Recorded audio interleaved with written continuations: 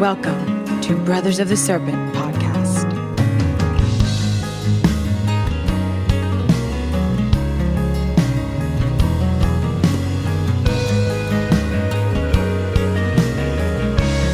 And welcome back, ladies and gentlemen, boys and girls, angels and demons and monsters and serpents. It is Brothers of the Serpent podcast, where we talk about pyramids, gods, devils, nephis, Anunnaki, Inky, fucking Enlil, giants, aliens, pyramids, huge rocks, floods, glaciers, pyramids, dreams, spirits, angels, demons, pyramids, and of course, snakes. That's right.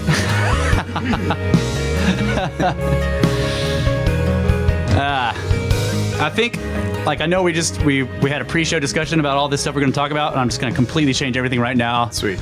And I want to bring up, because this is kind of happening right now, and I don't want to get into the politics of it, but the stuff with the various, the various sports stars doing various protests, okay, that situation, Kneelers. the kneelers, that situation has made me, I've never really been into sports. I mean, watching sports or being fans of sports. I like to play them before the accident or whatever, but I'm not really. I don't sit down and watch football on TV. I just don't. I've just never been interested. Yeah. And I never really understood the there's something that happens with people. Like I was living in San Antonio when the Spurs were just kicking ass, right? Yeah. And I'm at Starbucks in line to get a coffee, and everyone's fucking talking about the Spurs, and I'm just like, it's basketball. Who gives a fuck? Yeah. You know? And they're like, man, they're fucking Spurs. What do you think about the Spurs? I'm like, I don't think about them at all. I don't think about the Spurs. Yeah. But there was this thing, it was it brought the community together somehow. Everyone was like, yeah, this is fucking our team, right?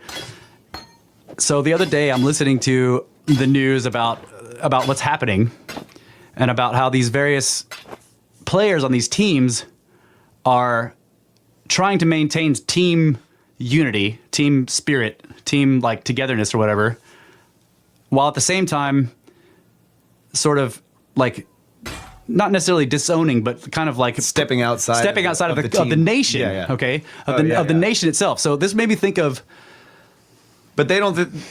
This made me think of the. The Sumerian, for a long time, the Sumerian culture, the Assyria, Babylon, they were city-states, dude. Yeah. You had a city, and that was the country. Yeah. That there was outlying areas that were farms and shit, but once you got to another city, that was a different country. Okay? Yeah. And I was started to think of this. It started to make sense to me what was happening, because the Greek city-states, they had their own, think of how they waged war. Sometimes they make huge alliances with each other, and they would all go fight Troy, right? Yeah. But a lot of times it was just Sparta is attacking Athens or whatever, okay? So it's they have their own, they were called hoplites. Basically, there were various people in the city who kind of were just good at warfare. Yeah. The kind that they did then with the short sword, the huge shield. So they would actually go and get their own equipment, okay? So the Greek phalanx that would be formed, all the guys in the wedge with the shields, and they're holding them up, and they would interlock the shields together, and then that was the city's team. Yeah. And they would go out on the battlefield and face each other, this team from this city and this team from this city. And sometimes they would settle the whole thing with just their two champions fighting. And the reason they could do that is because it was more sports-like than you see what I'm saying? Right, so I'm rules of engagement, all that kind of stuff. It started to make me understand not understand, but it started to make me see these teams in these cities now as kind of that. Yeah, that's what I was thinking when you first brought it up, is it's war. Right. We're when the Dallas Cowboys go to play the New England Patriots, it's just like Sparta attacking Greece or Athens or whatever, except that we've kind of civilized it a little bit. Nobody dies. Well, sometimes people die, but the point is that it's the same deal. Everyone in the city, people in the city of where the team is from, is fuck yeah, this is our team, right? Just if the guys were going off to fight war, you'd be like, fuck yeah, and everybody would know the name of the champion, who could kick everybody's ass, and they would be, they would. That started to make sense to me. Yeah, I see. That this kind of thing, so it took this weird thing that the players are doing right now for me to see this, or whatever. And so like that was the starting point for this. So like aside from that, the political aspects of that don't matter. The point is I started to see these various sports teams, basketball, but mostly football. Like football is really a lot more aggressive than any other sport. Yeah. Like they really get out there and they fucking run into each other. Yeah. What? Hockey's gonna get mad at you for saying that. Okay. Hockey's really fucking aggressive too. But you gotta have ice. And like, I mean, now we can make artificial ice, but they do it inside, and come on. Like a football game can happen in a street. You know what I mean? Like technically, you could have it anywhere as long as you throw down some markers for the rules or whatever. But a hockey you can't. Hey, rollerblades? Yeah, I'm just kidding. Yeah, I know what you're saying. Like football is more. It's also just bigger for whatever reason. So it's more of a national pastime, right? For us, yeah. Yeah. So like hockey is like, I don't know, like lacrosse. That's also really aggressive. I mean, people fucking die playing that shit. Yeah. But like with football, it's just like you can see. I just started to see even the way they line up. It's like the two phalanxes. They're all fucking lined up and they're facing each other and shit, and they just they just run. It's like straight up like old school warfare. They just run into each other and and there's all this melee, except that it's civilized in the sense that nobody's swinging swords and nobody's bleeding and all that shit, right? But so I don't know, that fascinated me because I've never understood the whole getting behind the sports team and just really being all about it. But then this thing that's happening made me see it that way, and I'm like, oh, okay. So then I started to wonder, like, who did this? Like, whose idea? Somebody looking in the past and saying, like, we need this. Like, all these little cities across this nation need to have their own cohesiveness, something local to root for, and we'll pit them against other cities, even though we're all as a nation together. Like if anybody, we're all fighting each other. Like, yeah, fucking Pittsburgh is like kicking New York's ass or whatever. But as soon as somebody else, like somebody from outside the nation attacks us, we're all turn to look at them and like, fuck you, and then we all attack them, right? So you have this like competition within that's safe for the most part, right? But then like it also it results in a sort of national cohesiveness that like we can skirmish with each other and we can be like, fuck you and your sports team or whatever, but we're all this, we're all participating in this thing together. And that like strengthens the bonds. So, so what's happening right now seems to be for the purpose of fraying those bonds.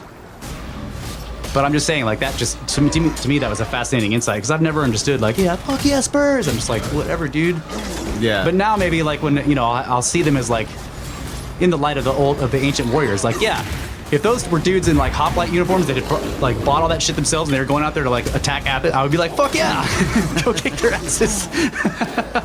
And the names of all of them or whatever. And also, like, it's kind of different now, but people were saying that, like, back in the day, like the Pittsburgh Steelers or whatever, back in the day, maybe in the 50s, 60s or whatever, the people on the team were actually from Pittsburgh. Like, now there's trading and, the teams purchase players from anywhere. The league, yeah. But back in the day, it was like people were like, those dudes are from Pittsburgh. Right. And so it's Pittsburghians going out to attack, like, the New Yorkians or whatever. You know what I mean? Like, it's like, it's not like that anymore, but it started out that way, and that makes me wonder whose idea was this? Did they make a connection to this ancient shit that the basic element of a human civilization is the city-state, and it functions really well. I mean, the Sumerians had a civilization that lasted for thousands of years, and they had multiple cities that they considered to be Sumerian, but each one was its own self-contained entity. They had Ur and Eridu and Kesh and all that stuff, but they were city-states, and each one had its customs and everything like that. And they would, they'd be like, yeah, fuck you, Ur's way better, like that. Even though they were all considered themselves to be Sumerians, and I wondered if something like that was going on here with the sports teams. So so in medieval times you have, the tournaments that they would do with, right, yeah, and they put on all the gear that they would wear and fight with in actual war, but they would like sort of play at it, Yeah, I mean, you could still die. Oh yeah. Yeah, it was very dangerous, but nobody was trying to kill the other guy. Right, they did this like order. They sort of set up situations that were skill sets that you needed for war. Yeah. And then they would pit people against each other that were all really from the same place on the same side. Right. And it would, there'd be fans and shit. And then like the gladiators and stuff. I know a lot of those were like slave. They were forced into it, but. Well, you had the slaves that had to go out and fight the badass gladiator guy. Oh, okay, yeah. You know. But then the Olympics was kind of the same. Started out in the same way, right? It was warfare that they were. Right. Throwing spears. Yeah. Throwing enormous balls of lead. Yeah. It's like. So, nowadays, not only do we have these sports teams, but we have, like laser tag and shit. Yeah. Paintball. Right. Like, I'm gonna kill your ass. Yeah, but not really. Right. But I'm gonna shoot you. But, not really. So it's like what we do for war is also fun when you don't have to die doing it. Yeah, and you're not killing other people doing it too. Yeah. It's a game when it's not deadly. Yeah.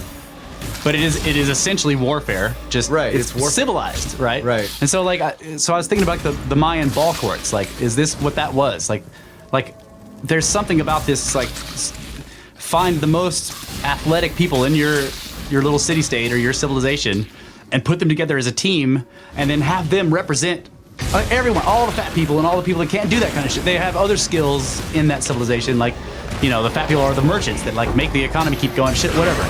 But you have this like athletically badass elite people who like you set out to, in a civilized way, attack other people, Right. There's also the idea that someone at some point may have realized that like you have all these warriors, right? They're battle hardened warriors. They're going out and they're fighting and doing all this shit, and they've killed shitloads of people. And they're fucking awesome. Yeah. And then they get back and the war is over. Yeah, and they're like, yeah, and it's like there's the idea that some people, they want that. Yeah.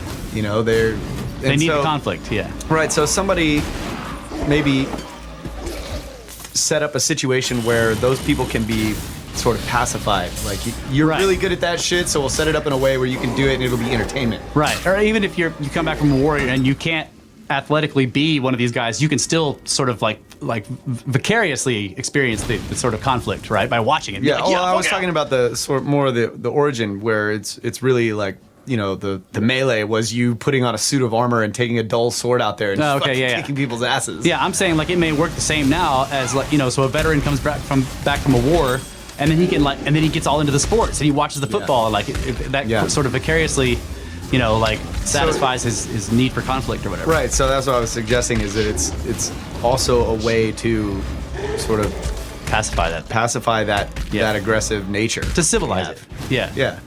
To shift it to mostly non-deadly endeavors. Right. But I think what you were mainly getting at was the whole team effort idea, where you're on, it's your city, you're on their side, the team from your city, and like what's happening right now that made you realize this is that there are these people that are supposed to be representing your city from where you're from, and that whole sort of almost like a patriotic type of thing for your local area. It is patriotic. Like, and they're stepping out from the team and doing something that draws attention to themselves. Yeah.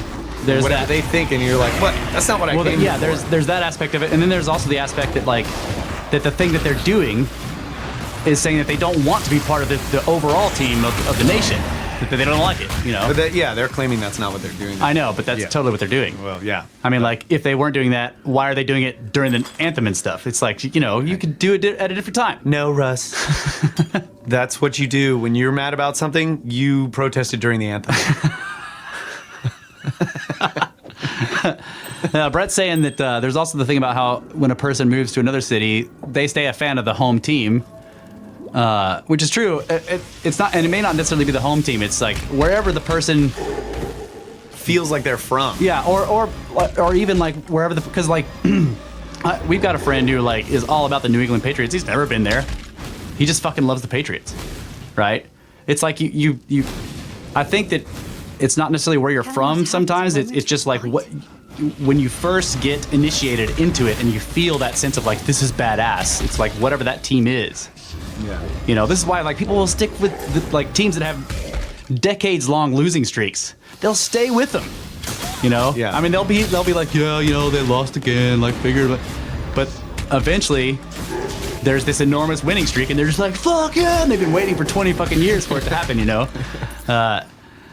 Like Dad with Miami. Yeah. You know, like there's just like for years they lost all the time, and he was just like, yeah, you know. But then there was a couple of years where they were kicking fucking And ass. after global warming, the hurricanes started just kicking ass. That's right. That's right. Keep driving that SUV. My football team's winning. That's right. Hurricanes are kicking some ass.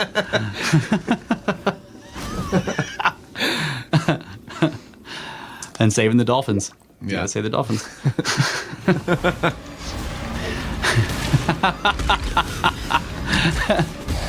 Yeah, so I just wanted to bring that up, that like it was kind of a weird insight.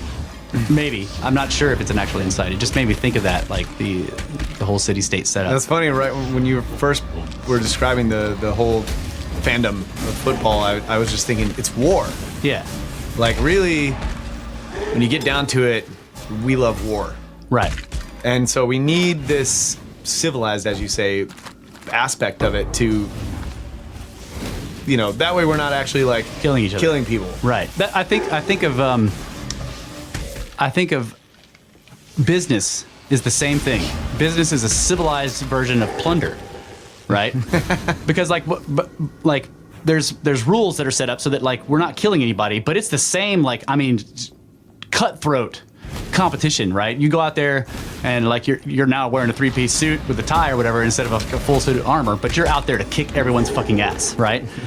And take all their shit. Like, you know what I mean? Yeah, but it's ordered in such a way that it, instead of plunder, it's actually like a growth. Well, yeah, because the way the rules are set up is the best way to plunder is to like provide something that everybody fucking wants. Right. Right. And then you get all their plunder, right?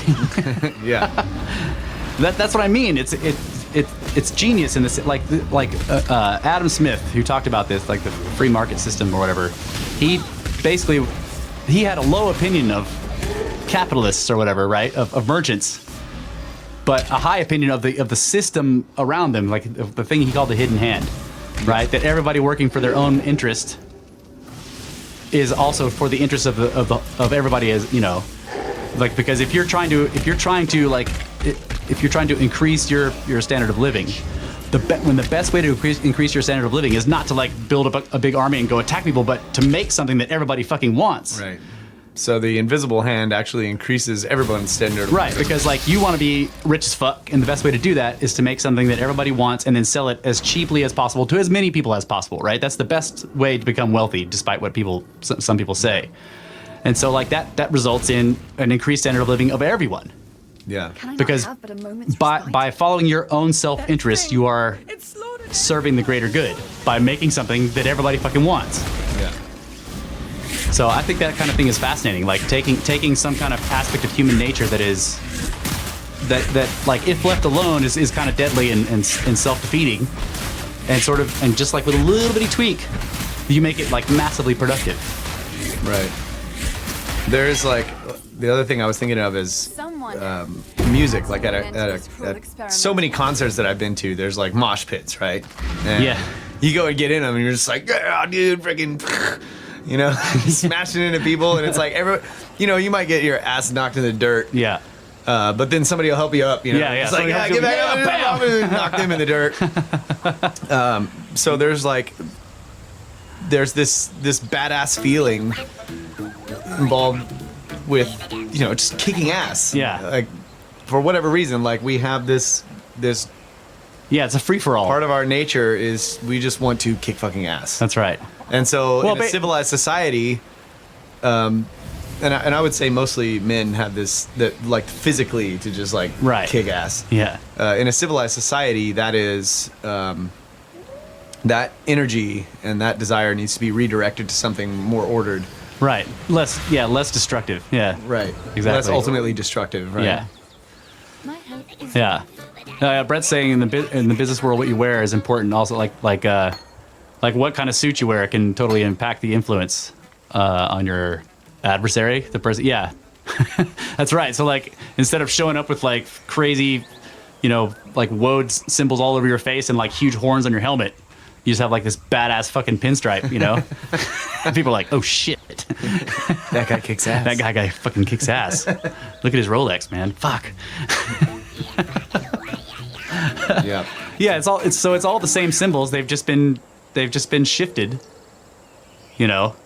I'm just fascinated with the fact that it's like you take something that would be otherwise destructive. The desire to plunder, right? I want to be rich, right? Like I want fucking stuff. So you take that, like which for thousands of years made people go out and steal people's shit with big armies. Yeah. And you sort of redirect it by saying like, well, here's how you do it now. Like you can become extremely wealthy. Like with, you know what? We should start a team called the Raiders.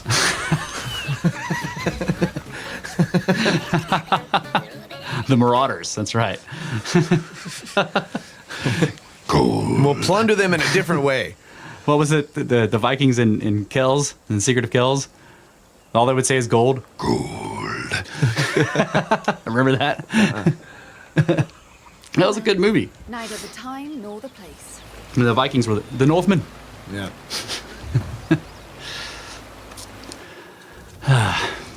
Yeah, so I guess that's about all I have to say about that topic. I've been thinking about that all week because of this stuff happening right now with this. Like, it's sort of fascinating me how people are feeling betrayed by these players doing this. That's what made me connect it to the whole city-state deal, because it's like there's some kind of the whole endeavor of the sport is wrapped up with like patriotism and like, you know, with the country and stuff like that. So when these players start dissing the country, people are like, hey, like what the fuck, you know? Yeah. Treason. Well, it's just like I don't know. Maybe the connection is there because of all the patriotic stuff that happens at the beginning. Like every game, you know, they get somebody to do the anthem, and they try to find the most badass person to sing it or whatever, and then everybody stands there and like they, you know, like that didn't always happen, but now it's like, and then they'll have the jet flyovers and shit. Like there's all these symbols that happen at the beginning, and so when so it's like it's kind of like I imagine like in ancient Greece, you know, if they were having a parade, you know, this big sort of national parade or whatever, and like there were a couple of guys in the phalanx who like refused to pick up their shield and march with the phalanx because they were like, no, like I'm mad about like what Greece is doing right now. Like people would be like, fuck you, man. You know, it's like the same thing. It would not, whether the guy was right or not about what he was protesting. The reaction of the general point. Right, the reaction of the general populace is negative because they're like that guy is the champion of the city. Yeah. You know, and he's basically saying like, fuck the city right now. You know, so his correctness or incorrectness on what he's doing is sort of immaterial to the public reaction to it, and the place that he kind of holds in the psyche of the public. Yeah. That's what was fascinating about the whole thing. So, pretty interesting. Yeah, that's cool. I did not think about it that way. I was just like, I'm tired of hearing about football. Like, what the fuck? And yeah, and football fans are like, I'm tired of hearing about politics. Yeah. I was like, I'm trying to listen to politics. Can we stop talking about football? I'm trying to watch football. Can we stop talking about politics? Yeah. Yep. Well, we've got 7 minutes left in this segment. What are we going to talk about? I'm patriotic, but it has nothing to do with fucking sports. Like, I just don't give a fuck about that shit. Right. I'm just saying, like, and I'd never understood it either. I know, but I'm just analyzing myself right now. Like one of the other things I thought of was that I don't live in a city. Yeah. And I did for a year, and I didn't like it. Yeah.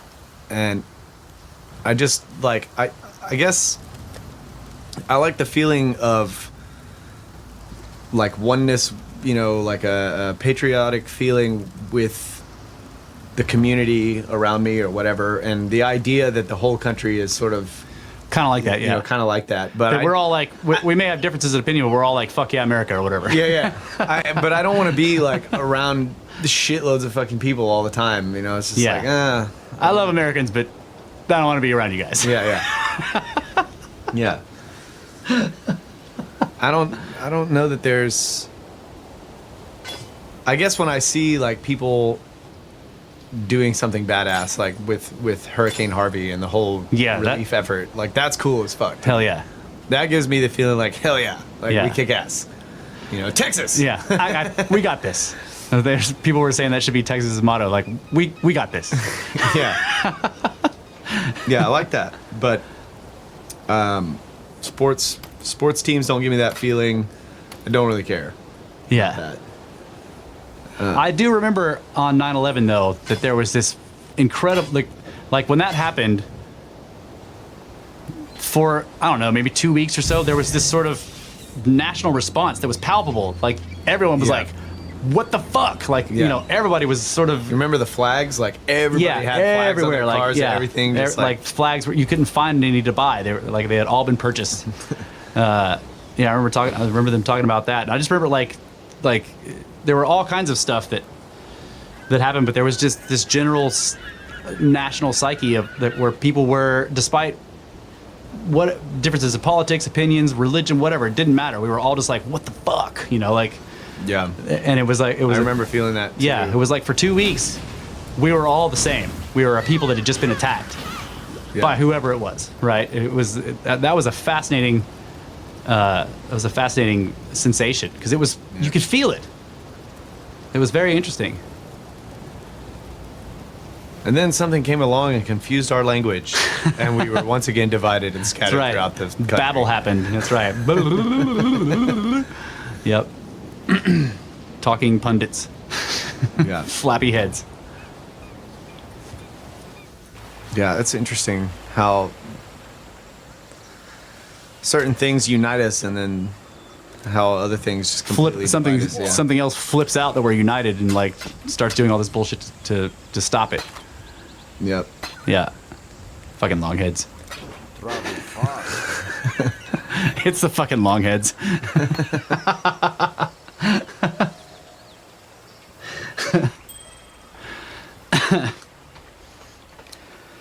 So,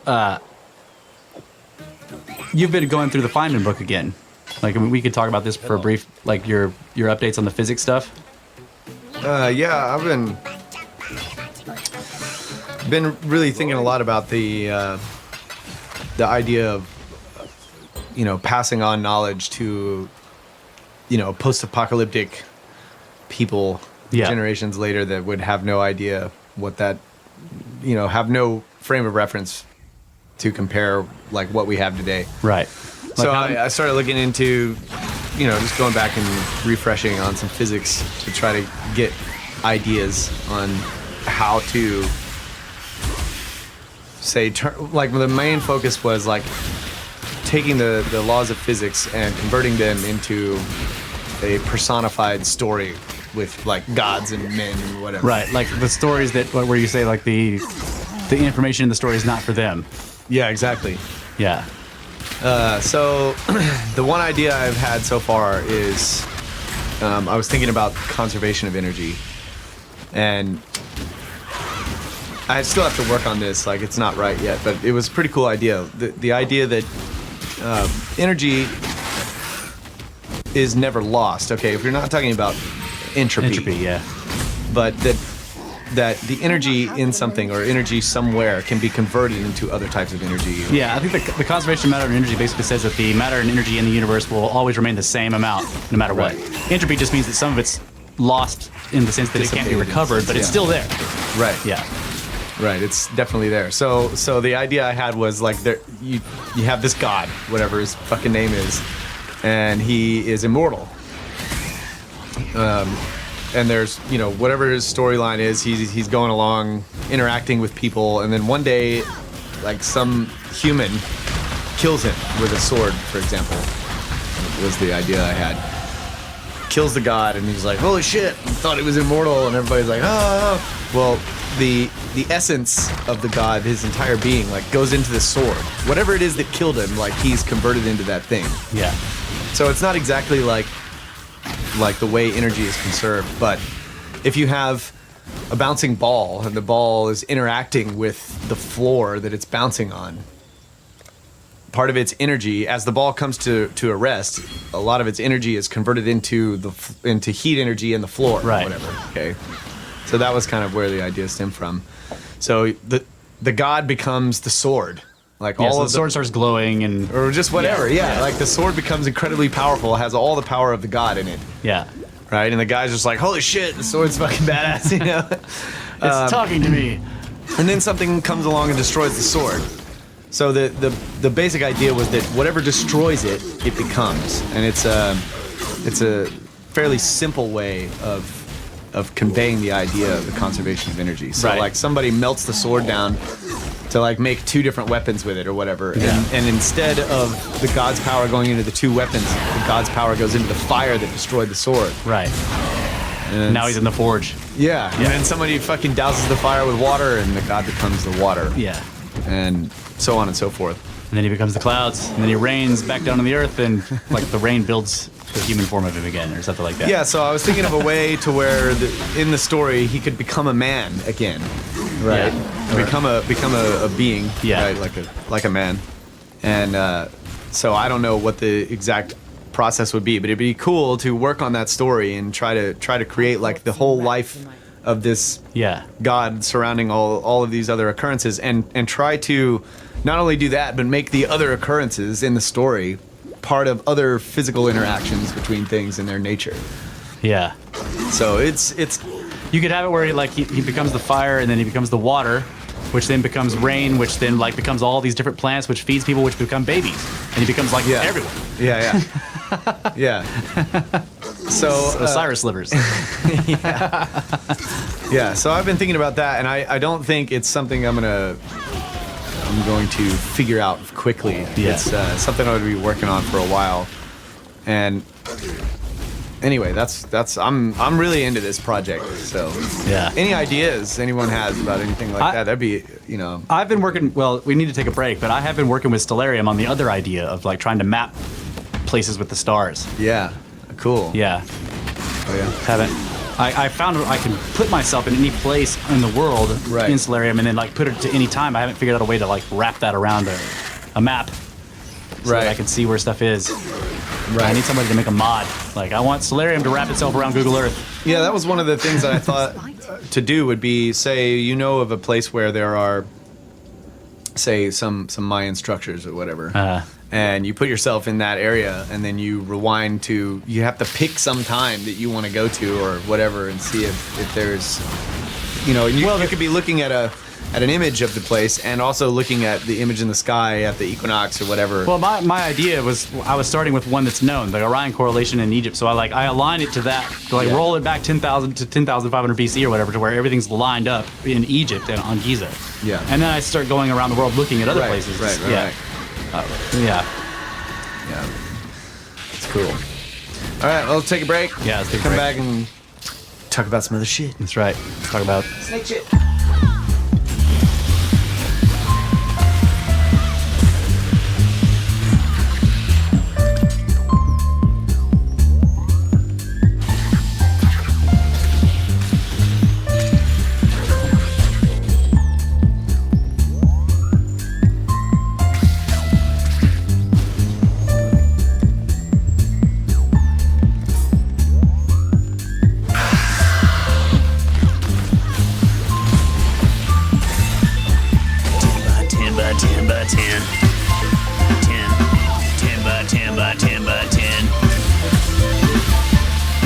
Welcome back, folks. Brothers of the Serpent podcast, hailing to you from the 10 by 10 by 10 tangent cube of science high atop the Edwards Plateau.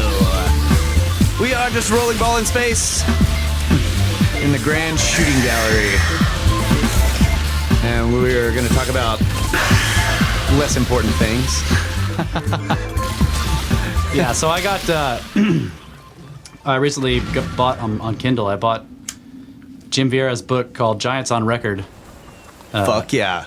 America's Let's talk about the Giants. Yeah, America's hidden. What is it? Where's the subtitle here? America's hidden history, secrets in the mounds, and the Smithsonian files. And I like Vieira and his brother and Hugh Newman basically like all kind of collaborated on this book, and they're not the first ones. Like this, they're basically standing on the shoulders of giants, and you know, no pun intended. Like there's been guys that have done a lot of work in this field before this, but they're the most recent ones, and they're kind of they've been using social media to sort of like that's how I first found out about Jim Vieira. Is like he was back when I was using Facebook as a means of communicating with other people interested in alternative archaeology and shit like that. That's how I met him. That I used to be on his feed where I would get like he would post The Daily Giant. the Daily Giant, yeah. Like he would post articles that he was like actual scans of newspaper articles, old ones that he would find.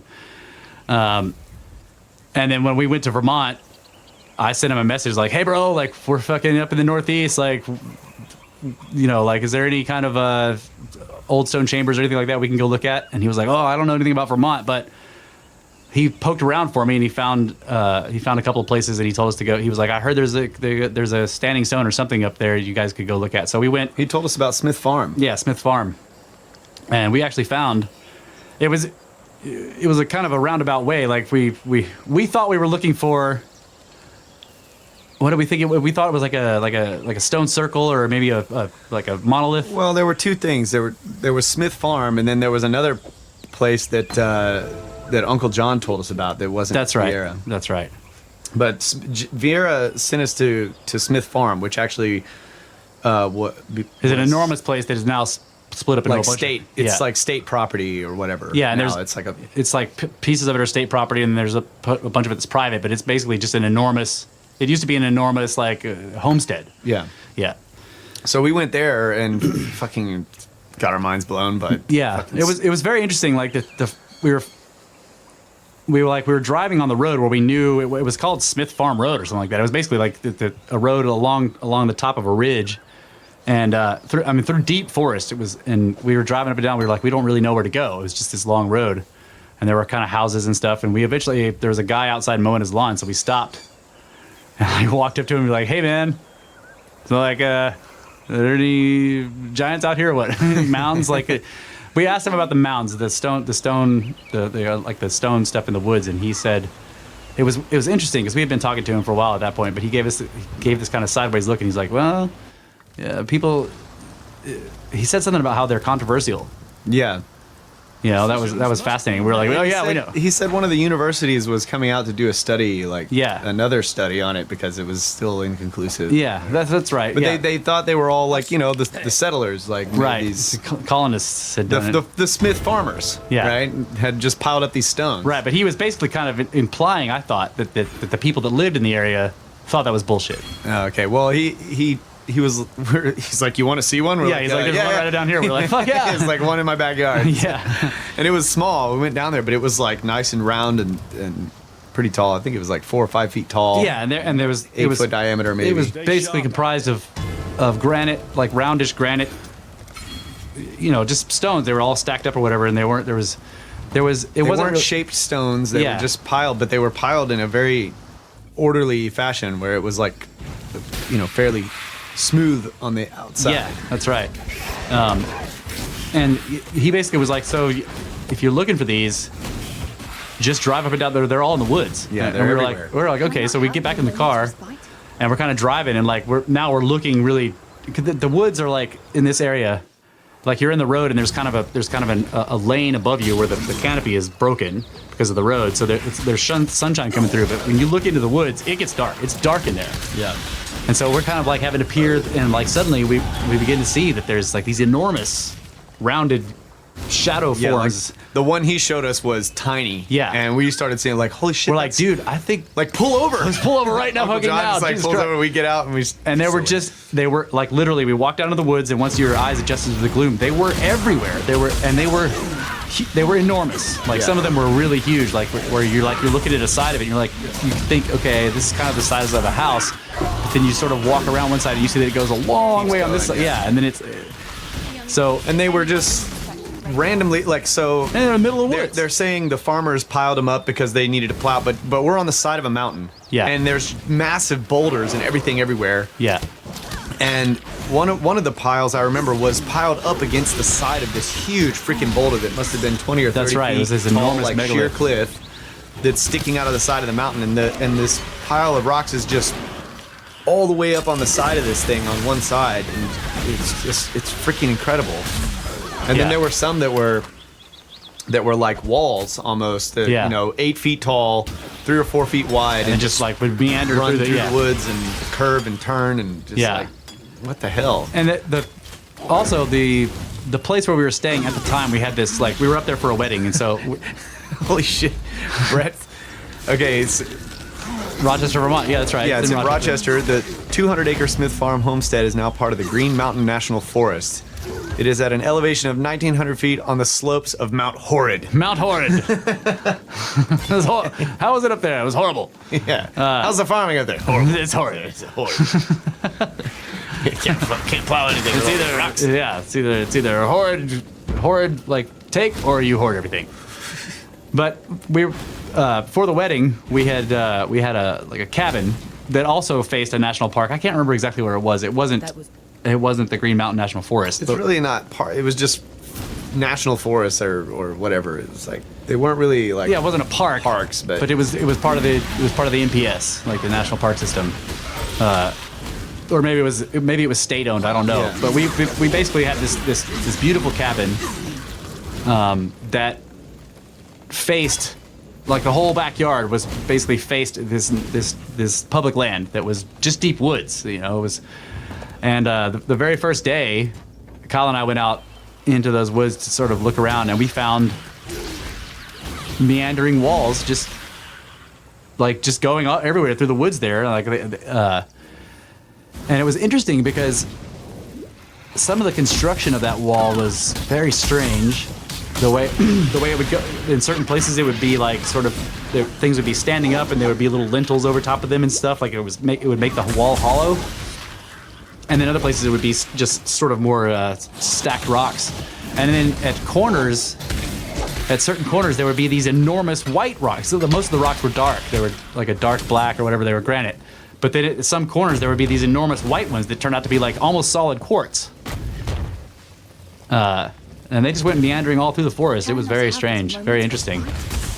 And so the reason I'm talking about that is because these mounds of stones that we were finding in Vermont look a lot like some of the mounds that are described in Vieira's book, and this other one, I bought another one called the... Brett says there's 150 documented stone mounds over an area of 60 acres at Smith Farm. 150. I wonder... Yeah.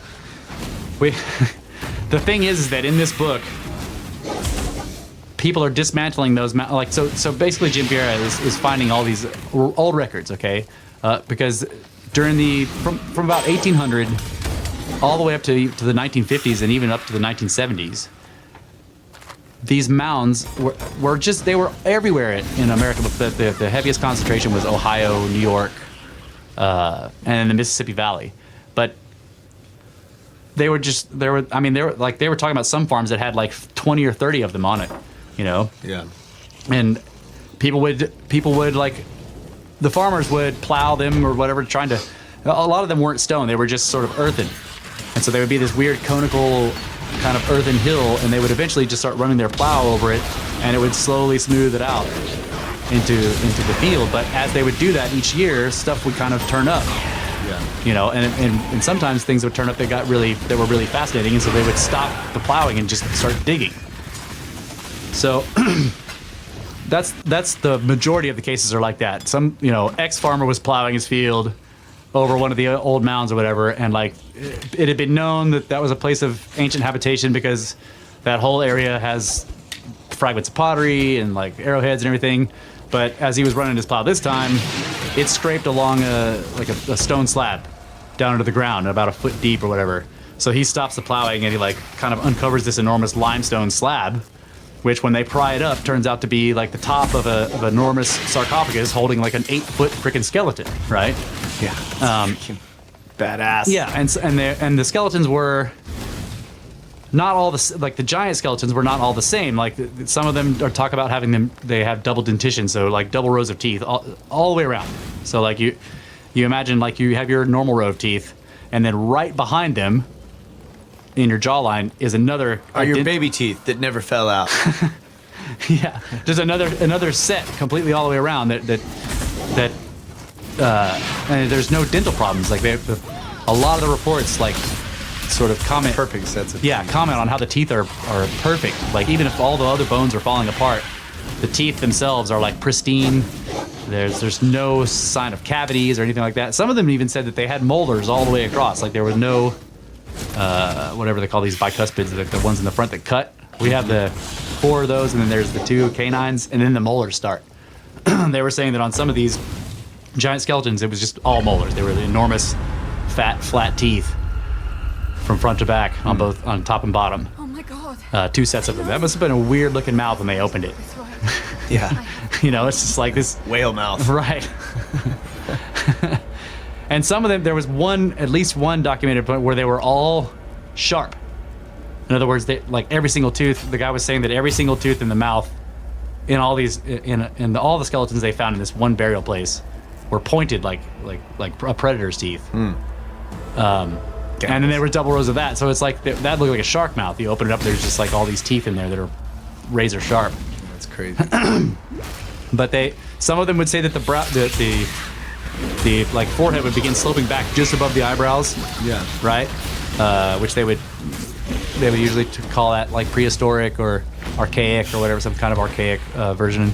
But sometimes they had enormously high brows, so like they were long heads basically. They would have these long rounded heads. They always talk about how like the jawbones. They find the biggest dude there with the biggest beard, and they could take the jawbone and like put it over the outside of their beard, with enough room for their fingers and hands to go inside there. Or they talk about how like the biggest skull that they found in the place was the size of a bucket, like a good, like a 5-gallon bucket. It's like this enormous skull. They'd say a bucket or a basket. That if it was open on the bottom, people could wear it like a helmet. Like you just put your entire head inside of the cranial cavity of this skull. So there was a lot of reports of 7 foot to 8 foot or whatever, but there were plenty that were like 9, 10, and there were a couple that were like 12 to 14. Yeah. Okay. And I suspect by the way the reports read that the reason there aren't as many 12 to 14s is because people were hesitant to say that. Like you find a 7-foot skeleton, you're like, wow, it's a 7-foot man. He's like, well, there are 7-foot people. They're rare, but there are. 8 feet is kind of getting up there. 9 to 10 feet is like, there's no known normal human that's 9 to 10 feet tall. But once you get to 12 to 14, people are like, whatever, dude. Like, bullshit. Yeah. So they will say things like, you begin to see across the reports that they'll say, like, there's an 8 foot, and there's this guy may have been 9 to 10 feet, or they'll say, and then there were some skeletons that may have been larger. Yeah. Right? Or they'll say anywhere from, they were from 9 feet up. Which is like, okay, up? Like, what? How far up is up? Also, the burial attitudes, like, almost invariably they were buried sitting up. So there were some that were buried standing, which is just strange. Yeah, that's crazy. Like, how do you got a 10-foot dude and you're like, man, we have to bury him standing up. Shit. you gotta dig like a 16-foot shaft so that because he's 10 feet tall, you want him 6 feet down. But that may be part of the reason why they put so many stones over it. So it's like they didn't dig the graves as deep, so they would like put these enormous mounds over top of them to keep them from being predated or whatever. But sometimes the mounds were actually structures. So it would look like this earthen cone, but when they would start to get the earth off there, they would discover that there's an actual stone structure, or even baked clay. It was very interesting how they would talk about some yellow clay that was, they were like, well, this yellow clay, it's not from the area, and I don't think anybody ever pinpointed where it was from, but there was yellow clay in these mounds a lot, and they would basically build this weird yellow clay thing, and then they would burn a fire. They said they found hints of charcoal and ash around the whole thing that had hardened the clay. Fired it. They build a structure out of clay and then fired. Right, and they basically like built a huge fire in it, and then they would. Eventually they would put bodies in there. Like it's not clear that these structures were intended to be tombs at first. That they seem to have some other purposes, and then eventually were used as funerary things. And sometimes it's as simple as like there's a mound that was basically multiple layers of multiple generations of normal Native American burials. Right, so they're like starting from the top, they would start digging down and they would find a layer of people and their heads were either all facing inwards or all their feet were facing east or whatever, you know. But then they would dig past that layer and there's another older layer of more bodies, and they go down more and like they continue to find these layers of burials basically that were all essentially above ground. But when they get all the way to the ground level, they see that the soil is still disturbed. So they dig below ground level and then they find like a single enormous giant skeleton inside of a stone box. The Native Americans had been burying themselves atop this single grave for thousands of years. That's wild. Are there any dates, like, what time periods they think these things were buried? Well, almost all of these discoveries were made before any kind of dating. Yeah. So they would say that they would sort of tell you that the age was very great because of the way things reacted when they dug them up, right? Because quite often they would say that the skeletons were like completely intact, but upon exposure to the air they crumbled to dust. Yeah. Or like they were fine, they were very brittle and very very like fragile, but they were able to extract them or whatever. But over time they just disappeared, even or like and left with the teeth. Or they would say that they had an enormous quantity of bones because they were digging up this whole thing. A lot of times it looks like a free-for-all. Like, in other words, the farmer discovers it, and he kind of tells his wife, he's like, Mabel, look at these giant, and she goes and starts gossiping, and then the whole town shows up, and everybody kind of makes off with bones until they're all gone. Yeah. And then sometimes, like, Smithsonian people show up. Sometimes it is Smithsonian guys doing the digging. And sometimes it's, like, people that are claiming for the be the Smithsonian, but I'm like, those are men in black. Like, they got there too fast, and they're too weird. They're like, we are from the Smithsonian. But really he does Jim Vieira does like sort of narrows down the whole Smithsonian problem to this one guy, this one director. I can't really pronounce his name, it's very strange, but he basically starts this campaign of denying any kind of other race of people that were previous to the Native Americans that we had encountered, like the settlers had encountered. In other words, his idea was like, they showed up about 2,000 years ago. Okay, like he's first started this whole thing where like Americas were populated very recently, and before that, no one was here. Okay, that has continued to this day. Like the date keeps getting pushed back, but they still fight for every fucking inch. Yeah, like the whole like Clovis barrier wall, where like anybody who started to try to talk about like something older than Clovis was just completely, discredited and like thrown out of the scientific community. Like that's crumbled at this point, but it lasted for almost 100 years. That like the Clovis people were the very first, and no one was before them. That's a continuation of this guy. His name is like Aldous. I can't pronounce his last name. Herlica, something like that.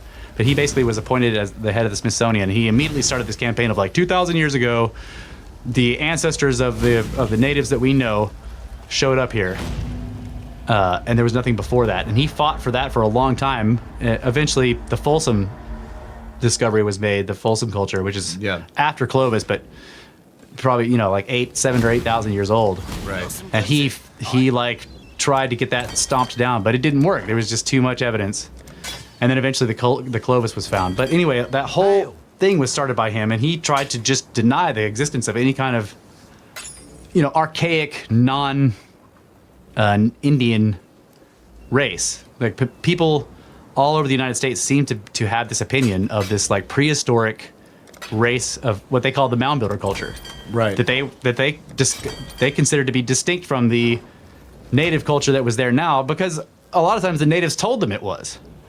That like we didn't build those mounds, our fathers didn't build those mounds, like our forefathers didn't build those mounds. They were here when we got here. Yeah. But the natives did have a lot of stories about their ancestors encountering giants. Yeah. And sometimes they were friendly and badass. Sometimes they weren't. Sometimes they were cannibals. Sometimes there were enormous wars. And then like the colonists would find evidence. So like there would be these newspaper articles where somebody was saying like, so this guy was like going down the river in his in his boat, and he runs aground on this little island that's right beneath these falls, and it's on the Ohio River or whatever.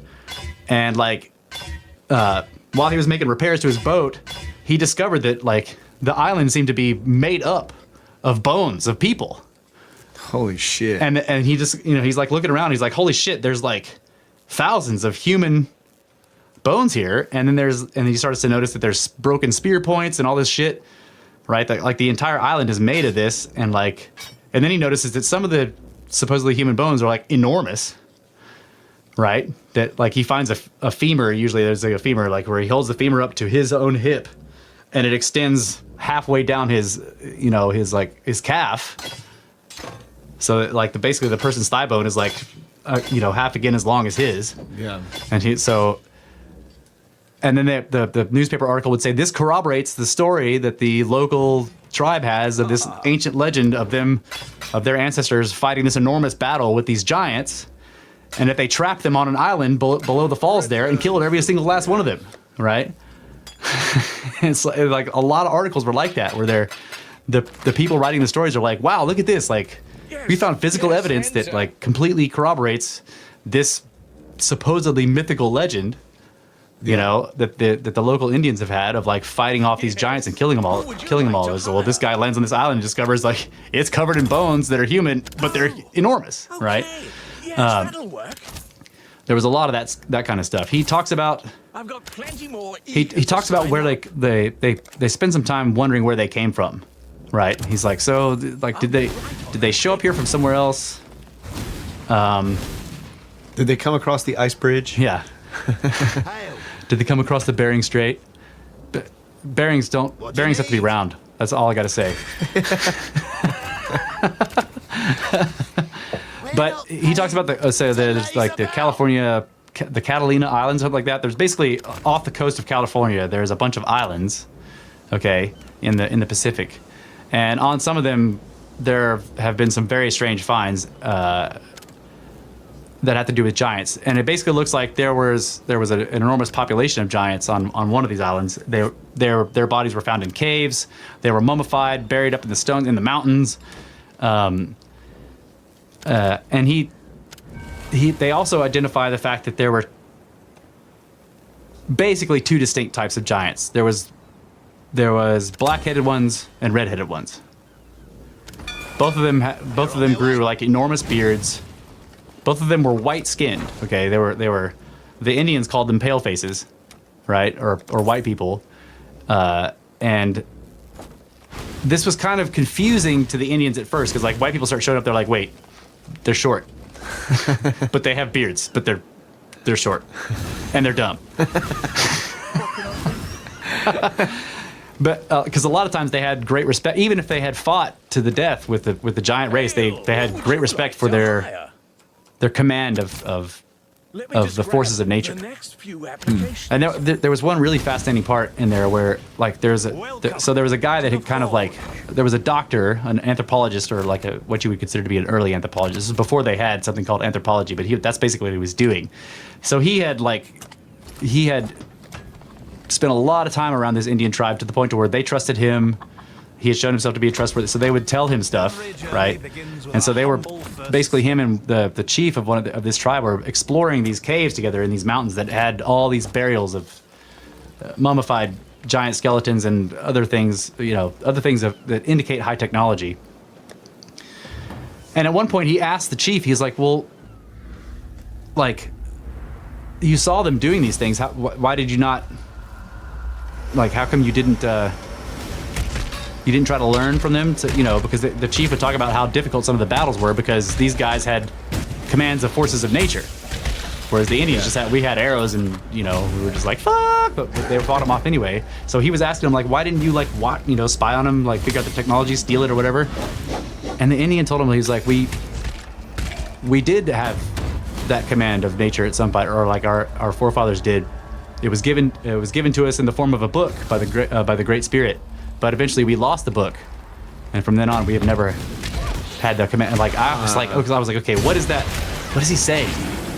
There's symbols in there that like he obviously isn't talking about like God sticking his hand down out of the clouds and like, here's a book of all the knowledge of the universe. Like there's something there though that he's talking about. Like there was a book, some sort of repository, right?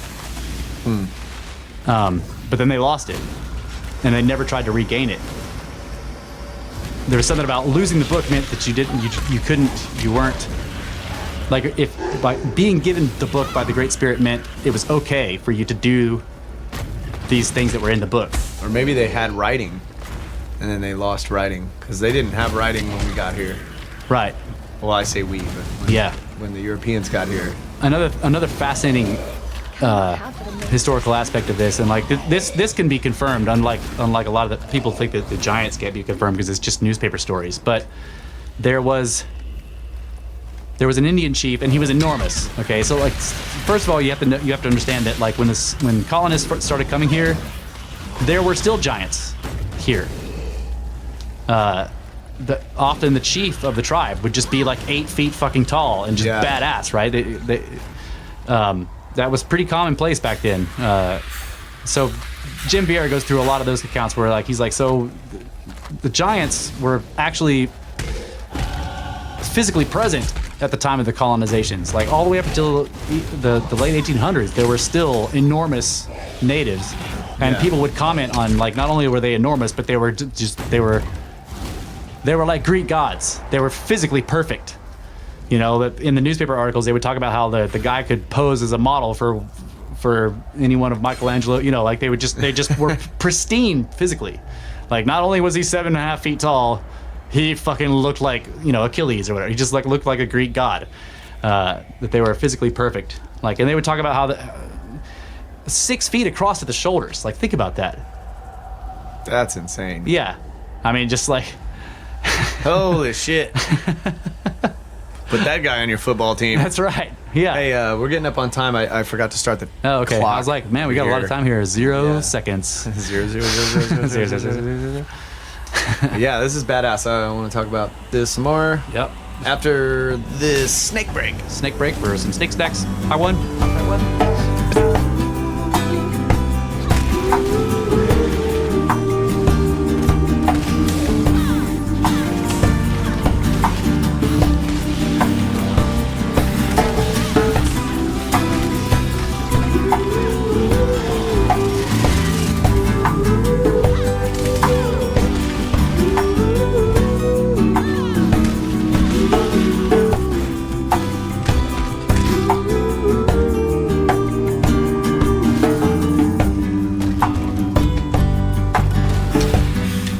Welcome back. It is the first segment of the second hour, Brothers of the Serpent podcast, and we were talking about ancient giants in North America.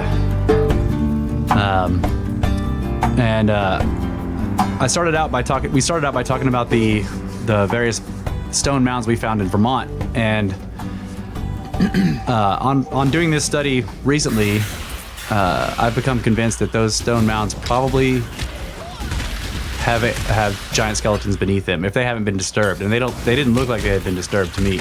Yeah. And we actually started to like we were gonna dig on one, but we didn't really get very far. We kind of pulled some stones out. We were just like, wow, this is gonna be hard. Yeah. it would have been an enormous task to get down to ground level from even just a part of it, because like the stones were big. And I mean, they weren't too big to move, but they were too big to kind of grab with one hand. Yeah. So it would have been a lot of work. And you basically have to dig a funnel. Yeah, you have to dig a funnel because they're all rounded, and you have to pick each one up with both hands and kind of lift it up and hand it to somebody, and then he has to do something with it or whatever. It's just like it would have taken a long time. And that mound was probably 10 feet above the ground level at least, maybe even higher. They were pretty tall. But anyway, in the books that I've been reading, most of the mounds are made of dirt, but there are enough mounds made of like what they called, artfully piled, unworked stone. And there's even some drawings in there, so like a lot of the people who are doing the research, when they find the articles or whatever, they find other things, and they'll find like sketches made of the people who dismantled the mound. And so there's sketches of how the stone looked of the mound, and basically the way it was arranged. And I'm looking at those sketches, I'm like, that looks exactly like we were looking at in Vermont. I mean, exactly like it. And what those mounds turned out to be is basically like a pile of very heavy cumbersome pile of stones on top of a grave that's below Why ground. not have it a moment? So it's like because they often they didn't seem to bury them very deeply. Yeah. It's almost like a marker. It can, Really? Yeah, it's both a marker, but also like like when if you bury something in a place where you can't really get it deep, in order to keep predators from like digging it up and like dismantling it, Yeah, true. you pile stones on top of it And even to deter people from digging it up if they knew that they were buried with stuff. artifacts. And, Right. So like so, and I mean some of these stone mounds that they were talking about in this thing, they're like it was 150 feet around. Like basically if you walk the circumference is 150 feet and it was like 12 feet tall and it was just like tons of stones just thrown in this single pile, and they would dismantle all the stones. A lot of times they would kind of be like quarrying them. They would be using them for some of the building projects, and so the wagon loads of the stone would be taken and like there's nothing in it, but then they get down to ground level and they realize like wait, there's something here, and then they would dig down and find graves. Like people had like somebody had piled stones on top of that thing just to make it, like you were saying, just as a deterrent. Yeah. Even for people, like that's too many stones to like grave robbing this would take like a year. So so yeah, I was thinking about as I was reading that, I started to think about those mounds in Vermont. And I was like, oh my god, like we were probably standing on top of giant skeletons down there under the ground somewhere.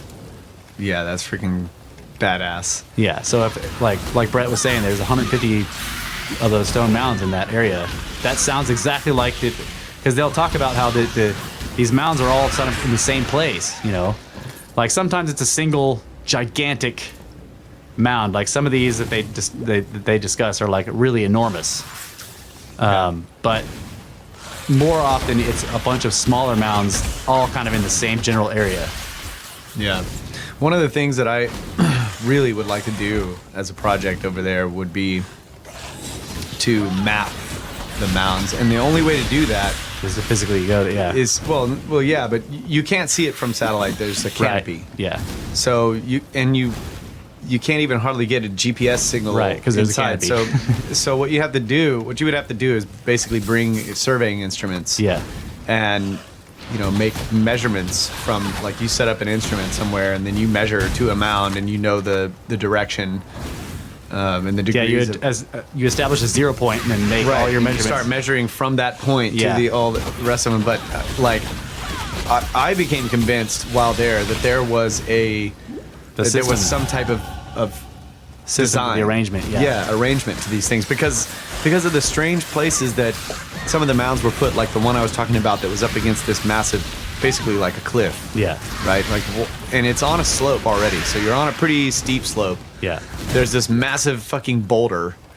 I call it a boulder. It's basically just a rock protrusion out of the side of the cliff. Yeah. There's a fissure, like there's a big crack that goes down the whole thing vertically. And this stone pile is literally like leaning up against this cliff, but it starts out at the top like nice and rounded and then just slopes down like very steeply. Yeah. To where even climbing it is like, man, Yeah. this is like, how did they do this? Yeah. It was Yeah. freaking huge. Yep. Why would they put that there? Like, what was the point? Right. And I know after exploring that area, I know farmers didn't fucking do that. Right. Farmers don't have time to do that. Right. Yeah. The idea that farmers like built these, like even those mounds, which are like they're at first glance they look kind of like just rocks thrown together, but they're not really that. Like they've been placed in such a way that where the whole thing is really solid. Like it. And I've seen many piles of stone that were made by farmers. Yeah. And now there are some farms where, they probably went back later and made them artistic, Yeah. right? But that wasn't when they were desperately needing to farm. Right. But there's a lot of like rubble piles you'll see in the middle of fields, farm fields, and they're just that. It's very flat. Yep. They're not tall. They're sort of flat and there's just junk in there. There's big rocks. There's small rocks. They're just like Right. kind of There's- thrown in there. There's definitely maybe doesn't- a couple of stumps and Yeah, shit. that's right. And it definitely doesn't look like anything you might call masonry, which is what these did. Right. These look like they're like, what was the phrase you said? Artfully Yeah, they were artfully placed. piled. That's what they look like. And some of them, were very symmetrical, you know, very high, and then the slopes. Yeah, we're steep, like, Down which the- meant that there was some kind of structure there, because you like, Right. like they, you know, if you're just throwing rocks into a pile, you'll end up with a sort of an even slope all the way around. But these came down and like would get very steep, Right. like steeper than you could get by just randomly throwing rocks. Like you had to stack them. So a really good example is Old Baldy. There's a park near where we live. Is it Los Maples? Baldy's is in Garner, isn't it? Yeah, Garner State Park. Okay, in Garner State Park, there's this big mountain they call Old Baldy. Not really a mountain, but An enormous a big hill. Yeah. And on the top of the hill, I don't know if the park rangers started this or whatever, but people have been sort of picking up the rocks, the random loose rocks on the top of the hill, and throwing them in this pile. Right. It's kind of like you're like, I climbed to the top of Baldy and you put a rock on the pile. Yeah, so there's an enormous pile of stone up there, but you can tell that it was just like the stones were just thrown on it. Right. And it's steep, Yeah. but it's not like it's not symmetrical. There's jagged parts, there's bulging areas. Yeah. there's When you just- look at it, you see like a haphazard pile of rocks. Right. I'm so It's glad it's you more can make pointed. it, Riley. Yeah. Right, because there's like you can get some big rocks at the top, but then some of them tumble down. Yeah. These are not pointed. Right. These mounds were, and there was something homogenous about them. Like in other words, when you were like looking at them, even though it wasn't true, like it looked like all the stones were kind of the same size, sort of the same. You Right. know, like they weren't, but like I said, it was artful. There was the way they had been put together. They were placed. Yeah, they were placed. They were carefully placed. So yeah, like there was enough of these in this book that I just was like, okay, those are undug giant graves. That's freaking badass. Don't tell anyone. Right. So Yeah. that we can go so, there. And so keep this a secret, guys. Yeah. Don't tell anybody. Don't. It's low hanging fruit, people. But okay, if you're in Vermont and you're that guy that we talked to, and you live there at Smith Farm, right near. It, Yeah. Wait for us to dig them up. Don't go dig any of that stuff up. But when you do, take pictures of it and don't show it to anyone, but post it on the internet everywhere. That's right. That's right. Don't fucking call a university or the Smithsonian. That's right. The Smithsonian still claims that they don't have any giant specimens in their archives. So some of these, like anything with this, when you're reading, There you go. hundreds of cases or whatever, some of them stand out as being like, I mean, these are all anomalies, but some of them stand out as being anomalously anomalous, right? How so? Well, okay, most of the burials, they'll say, okay, there were implements with them that are standard, like they would find sort of stonework. They would usually say it was very fine, like that the arrowheads were like that the people who had made the arrowheads had obviously had some method of working the arrowhead of working the stone that was more sophisticated than even the best stoneworks that the Okay. modern natives did, right? But still, there were arrowheads and stone hatchets, and in other words, Right. not, like what people would consider to be like sort of primitive technology. But sometimes in the account they will say things like, okay, so there are quite a few where they say that the skeleton was encased in copper. Okay, like that it was wearing copper armor.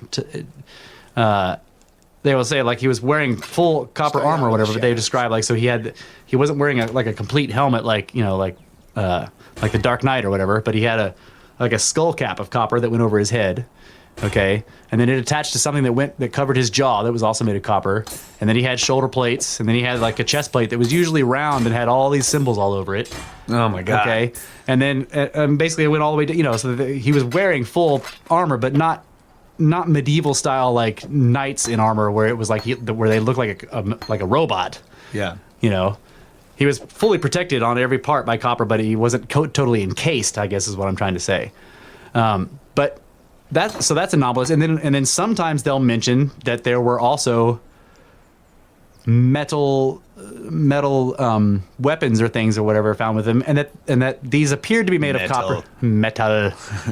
It comes from hell. that there were metal things, tools, and weapons found along with him that appeared to be made of copper, but that it had been hardened in some way that was unknown. Yeah. Okay, so there's this sort of undercurrent theme of like there's this unknown metallurgy that some of these people had, where they had a method of it's not bronze. Okay, it wasn't bronze, because like when it is bronze, they'll say it. This is a bronze thing, that is copper mixed with tin or whatever. But sometimes it's pure copper, and yet it's hardened in such a way to make it like steel. Yeah, which seems crazy that if they were thousands of years old, that they would be finding copper and not just green powder all over them. Right. Now, sometimes they claim to have found iron and steel implements in there. A lot of times it was like they're rusted away, or that they had almost completely disintegrated or with rust or whatever. But they were like, this was clearly an iron something that he had right here. Sometimes they said that it looked like steel, but it couldn't be because it wasn't rusted at all, still shiny. Okay, one of those was a sword. It was like this. They said it was a beautiful, like what would be considered like a spada, like the Greek short sword that kind of went out and got wider at the end, right? So they said that like it looked like it was brand new. Must have been drawn from the stone. Yeah, made of space metal. Yeah. Then there are times when they talk about how like the giant was, maybe there were no implements buried with him or whatever, but the way he was situated, so he was in this, not a sarcophagus, but basically they had encased him in stone. So there were flagstones on the flagstones beneath him, and then like more stones like stacked, like standing up to make a box around him, right? Like it wasn't actually a box, but they had sort of stacked up a masonry wall, and they put a single enormous slab over the top of the whole thing. But that the skull of the skeleton, like underneath the skull or even resting against it, so standing like a headstone standing up behind it, was like this tablet that had hieroglyphs on it and shit. Holy shit. And they would always say like, and this has been turned over to the Smithsonian, which we expect a translation, forthwith or whatever. And then, of course it never happens, right? Sometimes they'll sort of try to describe the glyphs. They'll say they have the appearance of hieroglyphs, sort of in the manner of maybe Chinese characters, but they're not Chinese characters. Sometimes they say that they're glyphs that don't look like anything they know at all. Right? Series of curlicues and dots and shit like that. Like they're just like, this doesn't look like anything that we know. One of the more fascinating stories that I was thinking about, and this is the one I was starting to tell before the break, that there was a chief in the time of the colony, like so in the 1800s or whatever. He was still alive. He was enormous. He was a giant, and he was a warrior. Like he was a warrior chief, and he was kind of resisting the whole like he was like screw these colonists. Like they were kind of fighting, but like he had this, like most of them, there was a sense of honor in the way the battle was done. Like they were ruthless in battle, but there was also honor, and like he was defeated, like soundly defeated by this one general, and like he took that as a sign from the Great Spirit that like this guy's right, like in the the old school way, like the sort of like the trial by fire or whatever. So like this guy beat him so badass that he was like, okay, we'll do what you want, like you won. Yeah. Like it wasn't really a surrender, it was just like, it was an honorable thing, like like good game kind of thing, right? And in return, and like what was fascinating though is that his symbol of this defeat, because like he came from this family of giants, they were all enormous, his whole family had been running the place for forever, and they all had this honor or whatever, and he was supposed to do this very an interesting thing where they had this symbol of their undefeated stature, and because this guy defeated him, he gave that to him, this symbol that he was like, this has been in my family for generations, right? It is a sign of where the source of our power or whatever. And he handed it to the guy, and like it was basically a small fired clay thing with symbols all over it, which turned out to be like cuneiform. It's a Sumerian tablet. Okay, there's still pictures of it. You could see it, and like eventually it was translated by somebody, and it was like it basically detailed the sale of a lamb to somebody else. It was like a receipt, okay? But his family had kept this thing for thousands and thousands of years, and he told the general when he handed it over to him that it was a symbol of the source of the power of his family. He said that long ago, white giants came amongst our people and like intermarried with us or whatever, and like, so he was basically saying like, I'm a white person like you, but we had a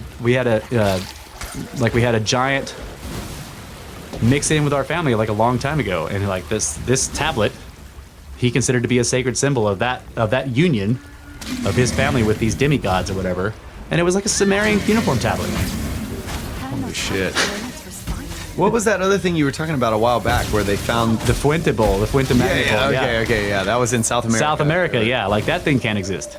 It's just like I have not been able to find any studies of any archaeologists on it because they can't look at it. Like that thing can't be there. It's like it's made of covered in cuneiform. Right, it's made of local materials. It's like it's got sort of figure artwork on it. It's a bowl. It's a big like what they call a libation bowl. So it's an enormous, think of a salad bowl, like a really shallow salad bowl. And it's made of local clay. It was obviously made and fired in South America. It's very old, so it was made and fired in South America a long, long, long fucking time ago. It has figures on either side of it that look like sort of the Viracocha guy, whatever, but all along the inside rim are on one side is like what's known as like the proto-Sumerian hieroglyphs, and then on the other side is cuneiform.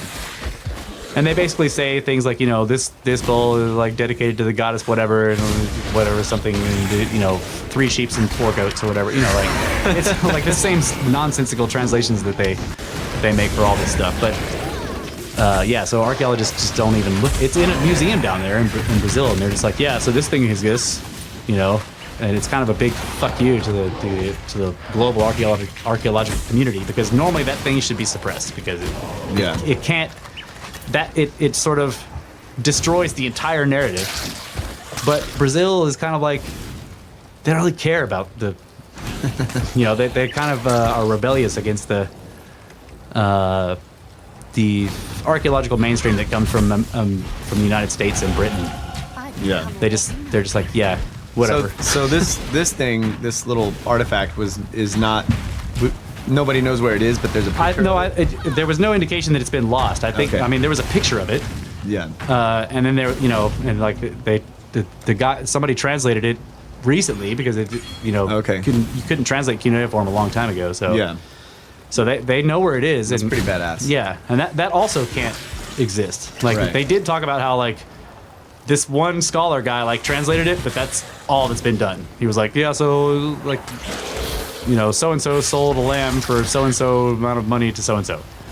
Yeah, that was probably like the marriage gift. Yeah. I just found it fascinating that there's like this Sumerian. I mean, his family had carried it for thousands of years as like the symbol of their undefeated nature. They had never been defeated. Like because as soon as the idea was once they had been defeated, they had to give it to whoever defeated them. So he still had it. Badass. Yeah, so that brings up questions of like, what, the giants coming from Sumeria? Well, they're Sumerians. So you were talking about the horns too, because the Sumerian carvings of the Anunnaki have the horns and Sumerians giant. Sumerians called themselves the black-headed people. Okay. A lot of people take that to mean that they think that means they are Nubian, that they were actually like black people, black-skinned. But it also could mean because like there's so many accounts of these giants being fair-skinned. Yeah. Right? That there were 2 types: the fair-skins with the red hair and the fair-skins with the dark hair. And they're both bearded. I'm thinking like black-headed people maybe they had curly black hair. Yeah. Right? So these bearded figures, like usually it's the red-headed ones, the red-headed giants, which were the evil, cannibal, whatever. Yeah. The black-headed ones were described as being peaceful, as being good hosts. Like they would share their technology, that they were welcoming or whatever. So what are you trying to say? Like the gingers were just like all. Yeah, gingers have no souls. That's what I'm trying to say. Not really. For whatever reason, the Indian legends say that the red-headed giants were invariably not always. That sometimes they were peaceful too. But if there was a cannibalistic, sort of warlike, sort of very dangerous version of the giants, they were always redheads. And they would call them wildmen sometimes. Like that they would show up and they would actually devolve. That they would lose all their technology and end up being like naked in the woods, just dangerous as hell. They're 12 feet tall, naked in the woods with giant club, right? And they would eat anything. Some of the stories talked about how they consumed, they consumed just like the sort of the biblical idea of the Nephilim, like consuming everything. Yeah. The Indians talk about how like these giants would show up and then just begin to eat the forest, is what they said. But like I get the idea that they're clear cutting and just fucking like the forest is disappearing. Yeah. They're consuming it in a kind of industrial way. Yeah. That Right. makes sense. And then and they invariably in those stories with the Great Spirit comes down and like wipes them all out with some kind of cataclysm, right, to allow the earth to heal or whatever. And there's also some interesting shit in there about the shrinking of things. So like post enormous cataclysm, the deluge, the Native Americans that were the ancestors of the ones that we're familiar with saw that like all these enormous animals and enormous people like either died off or like after the deluge was over, each successive generation was smaller and it happened very quickly, and they saw that as a blessing from the Great Spirit, like that people were too big and lived too long before, and they were consuming the earth. Yeah. And so the Great Spirit said, well, that's not going to work, and came down and he like wiped a bunch of them out with a big flood. And then after that, everything started to shrink until everything was kind of the right size to not consume the earth. Yeah. Even though people now think we're consuming the earth. But I'm just like, no, we have to be 12 feet tall to consume the fucking earth. And none of us are 12 feet tall. But we're building 12-foot tall machines that consume the earth. I'm just saying, if you were 12 feet tall, you would be out there eating trees. Consuming the forest. Yeah, but that's really badass, dude. Like, Yeah. so what are there other like artifacts, discussed in the book that are still around to be observed and that you can remember? Well, again, most of the contents of the books are like they're basically just giving you verbatim the contents of some article. Sometimes, like in Jim Vieira's book, they would say like, so we went and did the research on this for this or that, or because we were doing, what was the show that they did for a while, the Search for the Ancient Giants or whatever. They did a sort of an Ancient Alien style search for the giants that went on for a couple of seasons, where they basically went and investigated all these different cases where they thought there's a good chance that maybe some of this evidence still exists. And they did find some stuff. They found photographs of they never found any bones, but they found photographs of them that are like, this photograph is of a giant skull and it's enormous and you can see it. Or they would find the Smithsonian like artifact cards in their big catalog of like everything they have. They'd find the card that's like, received this from blah blah blah township, da da da da, skeleton plus steel sword or whatever the fuck, and then you hand it to the Smithsonian and say like let's see this artifact. They're like, Can I not have but amazing? we can't find it. You're like, It's too big. Yeah. We can't find that. that's right. it's too big to mail. Too big to mail. Yeah, they're notorious for not being able to find the biggest artifacts. That's right. A lot of times in this actual articles, they'll say things like the skull and the jawbone or the femur or whatever, the skeleton or the skeletons or whatever artifacts are on display at X somewhere in the town, like at the courthouse or at the local men's club or in the barn of the farmer who discovered it or whatever. And they say that like that people are flocking there to go look at it, that hundreds have already come through to see it. But that's an article that was written in 1857, and so you don't know what happened after that. There's no kind of follow-up. Sometimes they'll imply follow-up, like they'll say that they're on display right now and everybody's looking at them. There are people coming from University of X or from the Smithsonian or whatever to collect some of the evidence, or they have already come and collected it. There's also some really interesting stories about where somebody will find something and the Smithsonian agent, whoever he is or whatever, will purchase it for $10,000, which is like $1 million. I mean, that's a lot of money back then. Yeah. $10,000 in 18 whatever is a fortune. So the Smithsonian will purchase it and then call it a fraud. right? So like, wait, you just purchased a fraud for like $1 million. Give me a fucking break, right? Yeah, that's ridiculous. And then they're like, well, this is obviously a hoax. We're gonna go like just dispose of it. So this goes back to this guy that you were talking about that was running the Smithsonian Institution at the time. Yeah, or Aldous around this Frilica, time. whatever his name is. Yeah, like he decided that.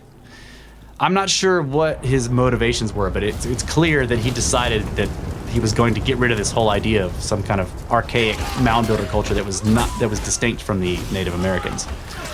It appeared to be that he was doing this because he was trying to like sort of elevate the Native Americans, but it doesn't. I'm not really sure if that's I kind of like also think about it in terms of at the time, the Europeans when they were settling here, like believed they were the height of mankind and everything, and just everybody else was savage. a lot of the articles. Black people were not really human, or not really people, and there was just this sort of general idea amongst the elite, Right, that we're like civilized and everybody else. Like we're we're the peak, the pinnacle, God's chosen, manifest destiny, or we're awesome. Right. Yeah. So I can see it starting out that way. Like you have this whole sort of society built on, where the elite is trying to control things and run things, and they build it in a certain way where these people have divine right of kings and these people are the chosen, and so you have to do what they say and all that kind of shit. And then you show up somewhere and you start discovering that there was an ancient, totally different human, much bigger than you, by the way. Yeah. And had technology that you don't understand at the time. Yeah. A lot of the articles start out that way. Like, it is apparently, like, we are not the, like, they'll say something like, apparently we are not the greatest race to ever occupy these lands, like, because giants. Right. It'll say things like that, like you can see most of the time that their ideas of the well, not always, that their ideas about the local Indian population, sometimes it's just like you read it and you're like, man, wow. Like when you're reading it, the stuff that they say about the natives is like it's gross, right? Yeah. But it isn't always like that. Most of the time they give them respect. They'll talk about their legends and everything like that and how they consulted them to ask questions about this.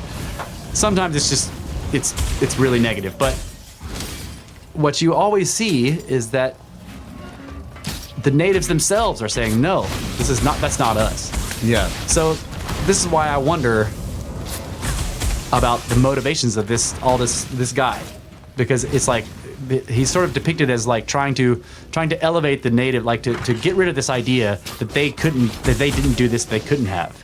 That isn't what people were doing. That's not what people were. People weren't saying the natives couldn't have built these mounds. What they were doing is saying the natives said they didn't build these mounds. Right. Right? But this guy was like saying, you're all racists for saying that the natives couldn't have built these mounds. Right. Right? Which is kind of like, that still happens today.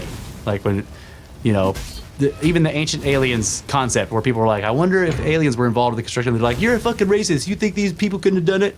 Yeah. And we're like, well, with their butt flaps. Yeah, Like, those wait a people minute. told us that they didn't do it. So, aliens. But, so that makes me wonder about, because really, the one disrespecting the natives is him. He's saying they're lying. Yeah, exactly. Right? I mean, like the Which is the same disrespect that they have towards like all of these ancient cultures and their writings, which say they're whatever the myths. writings are saying, they're like, oh, they're myths. Right. They were just lying. Right. Their forefathers built these things. They forgot about it and then told themselves it was God's.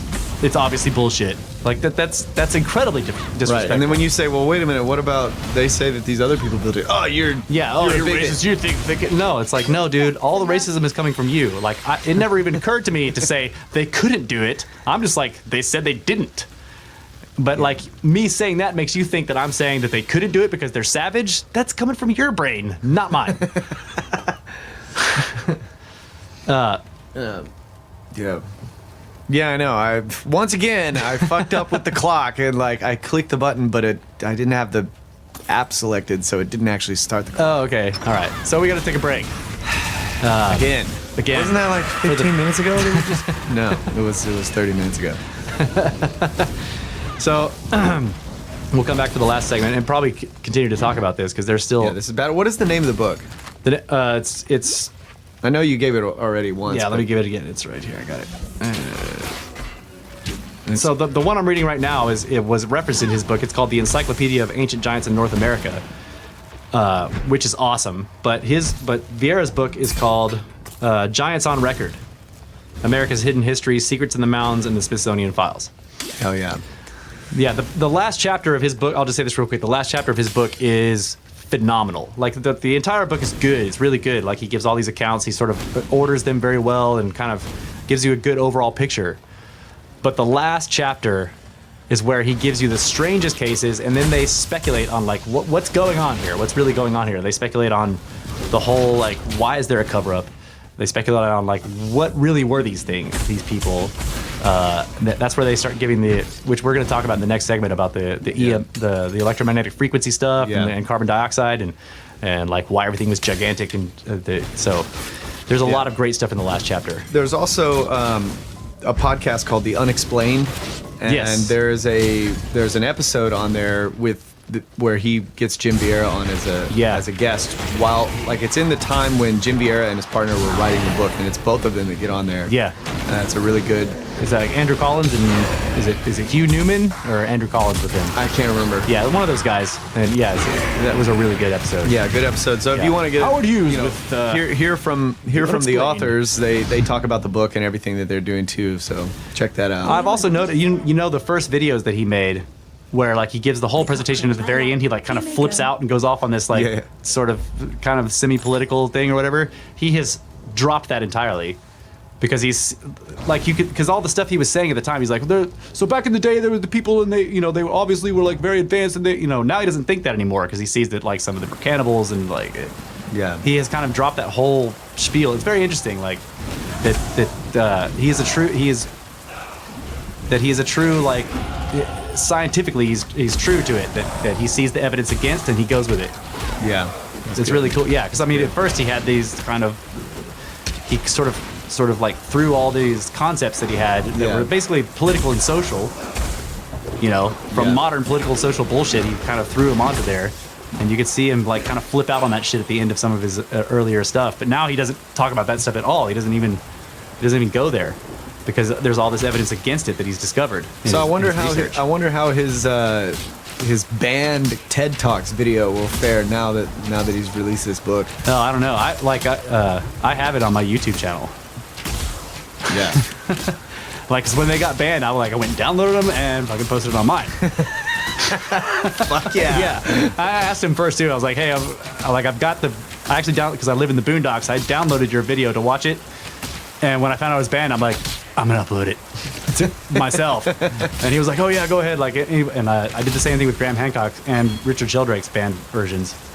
So like all three of those are on my YouTube channel, and they're on thousands of people. What's your YouTube channel?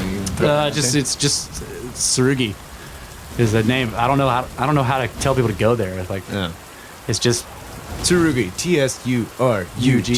Yeah, that's right. It's Tsurugi Mazumune. It basically means sword. All right, we're gonna take a break. Snake.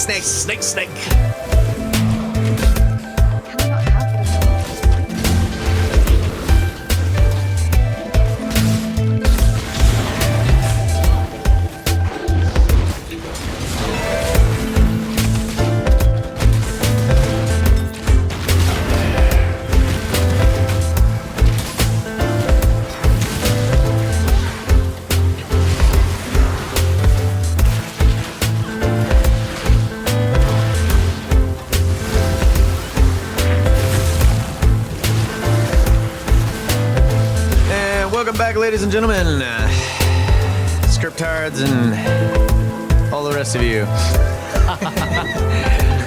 Brothers of the Serpent podcast, final segment of the final hour, talking about giants in North America, Jim Vieira's book, and his source books. Yeah, it's Giants on Record from Jim Vieira and the Encyclopedia of Ancient Giants in North America. Yeah, which is the source book that I basically went through his references and looking for another, because I was like, not enough giants. So I finished this book and I'm like, it's not enough. Need more giants. So I went through his references and found I was like, well, the encyclopedia sounds like a really big book, so I'll buy that one. It's probably got a lot of giants in it. Hell yeah. And it does. It's a giant book of giants. It's a gigantic book of giants. And it's really, it is like, so far there has been very little text in that one that's actually original to the writer. Basically the guy is just like making an encyclopedia of all of every record he found of anybody finding anything related to giants. It's badass. And it's arranged by state. So it's like starts out with New York and then it goes to Ohio. You know, like he basically is working his way down the states that have the most giants to the least. So, you know, like, I guess it's Ohio then New York, because Ohio had the most. Like it was, and that's of course where the Serpent Mound is. Yeah. And I mean, it's like there's just fucking mounds and giants everywhere in that state. Just thousands of them were found there. Another thing, I just remembered this in the very first part of Vieira's book, and maybe I can screenshot this somehow and put it in the show notes. They have a like a Google Maps, like you know how you can go on Google Maps and you can sort of put things in there, like you can put addresses in and little icons for them. Yeah. Like they have a Google Maps thing where every single account of a giant discovery, they have put it on Google Maps, and it's just like the whole United States is covered. I mean, it's just like there are thousands of them all the way across. It's badass looking. Can you download that for your Google Earth or is it Google Maps? Probably it does. Yeah, probably you can download it. It's like because like with Google Earth, you can get these right, the KMZ files. KMZ files like full. Well, of with locations. Google Earth, you basically just if it's a public map, you can just join it, and you'll be able to see it. Let's see. I can look in here, but he basically was talking about. He was like, so and so researcher did this for us, put it together for us, and he had a picture of it. And I was like, holy shit! And he's got blue ones for the black-headed ones and red ones for the red hairs, right? And they're just like everywhere, it's all over the entire nation. Yeah, it was really cool looking. All right, well, we should find where they are nearby us. And yeah, there have been a lot of finds in Texas. Like in his book, I haven't gotten to Texas yet in the encyclopedia, but in Jim Vieira's book, he documents finds in Texas it's interesting because, like I said, like a lot of the burials don't seem to have been advanced in any way, but some of them do appear to have been advanced and sometimes advanced in ways that are not really understood. Like in other words, you can tell that there is stuff involved with this burial that are mysterious. Like I was getting to the some of the metal artifacts that they found. Like they found copper ones that are strangely hardened. You know, where they said the copper had the strength of steel. But they've also, like I mentioned, the one sword that was like shiny, like it was still brand new. Okay, they found the tablets with writing on them, like implying that these people had a written language. Yeah. There was one account, and this was in the encyclopedia. Well, okay, there's two accounts that I can remember that were like this. Basically, on one of them, the guy was excavating a mound. And so usually when they do the mound excavations, they go to the top of it and they start digging down right in the middle. They basically they lower a shaft in the very center of it, right? Because they're usually conical, so they go to the very top of the cone and they start digging down. And that's how they distinguish all the layers. Once they figure out what the layers are, they will dig trenches that go down to the layer they want to get to. Mm-hmm.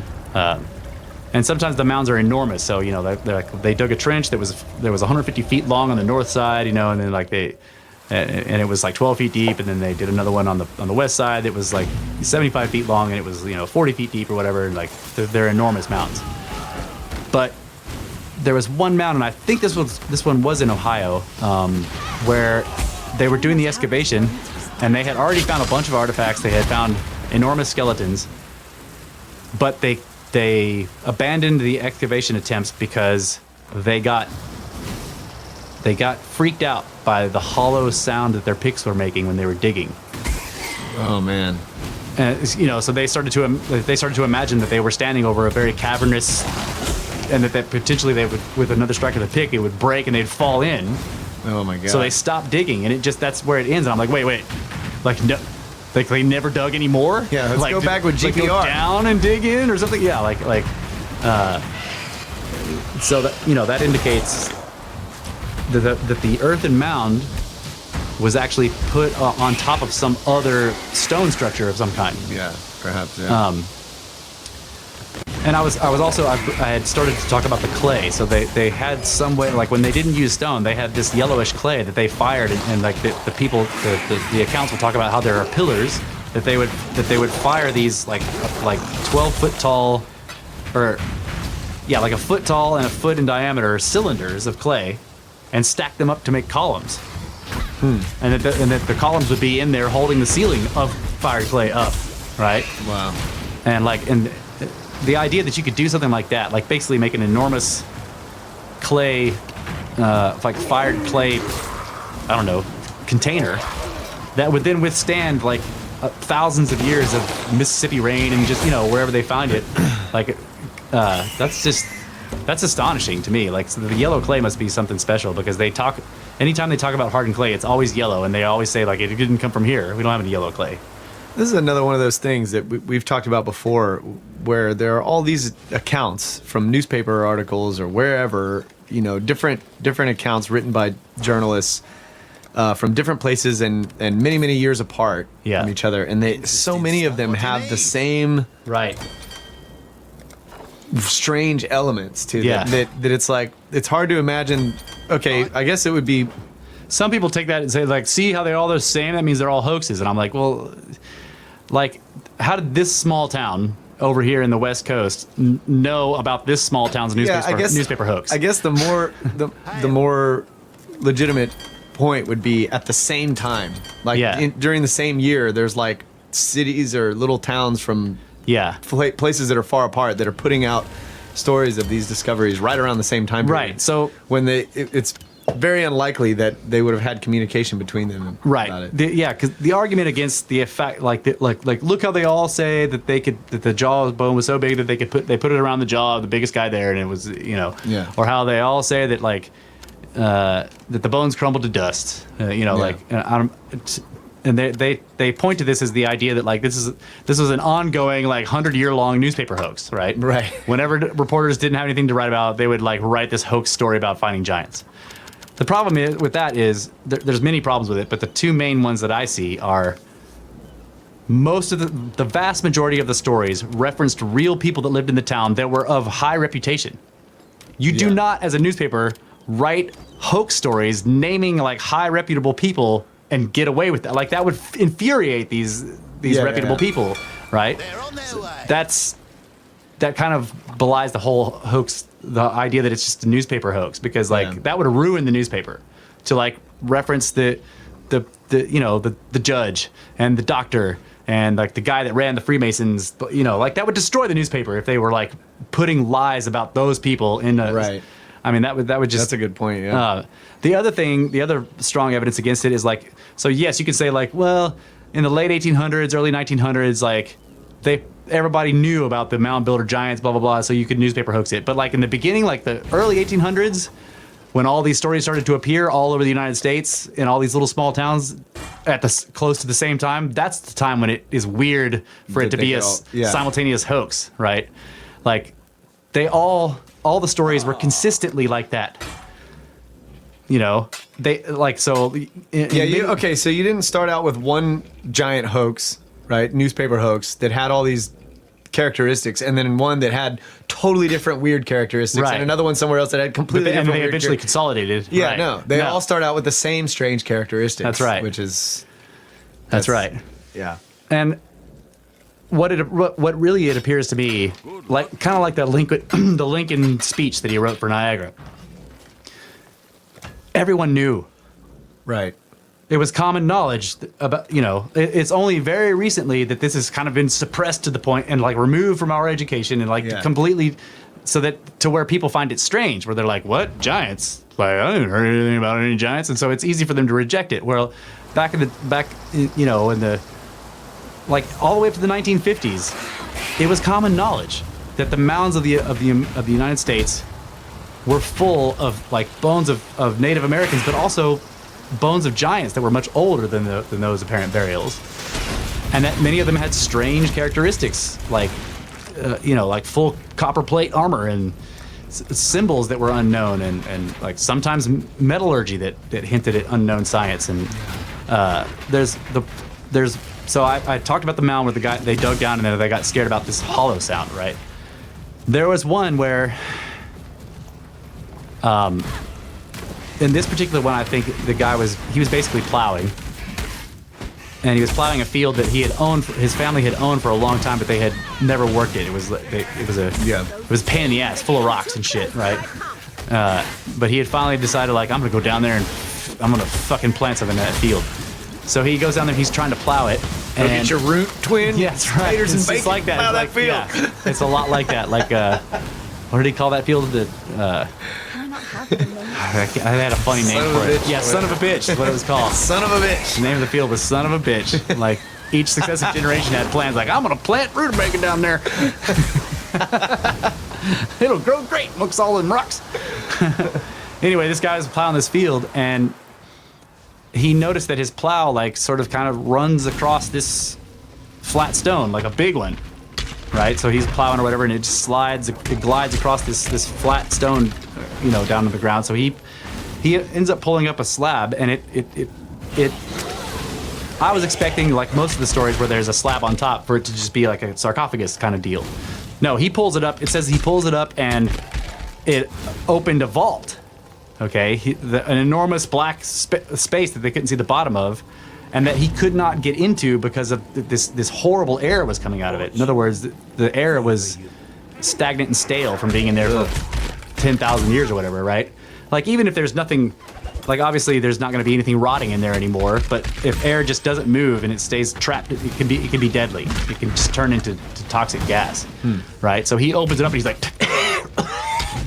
and then they can't get in, okay? But all they can see is this yawning black chasm. It's deep, like really deep. Like they couldn't get light to go to the bottom of it, and he couldn't kind of get close to it. He's trying to hold his lantern down in there or whatever, but he couldn't get close enough. Every time he tried to lean down in there, he would start coughing and shit, and he'd almost fall in, right? So eventually, he fashions this long, like, rake sort of thing. He gets the rake and he makes this long thing where he can kind of stand away from the hole. He gets the rake all the way down to the floor in there, and he starts scraping, and he pulls it up, and it pulls up bones that are enormous, like human bones that are enormous. So they're like, okay, this is some kind of tomb for a giant, but they don't know that. Okay, there are bones down there, but is it a tomb? Is it a prison? Yeah. Eventually, somebody has the idea. He enlists some help from his neighbors or whatever, and all the most prominent people in the town show up. And like one of them gets the idea to, like, sort of make a torch. They get some hay and they kind of tie it together and they dip it in pitch and they light it and they drop it down in there. Okay.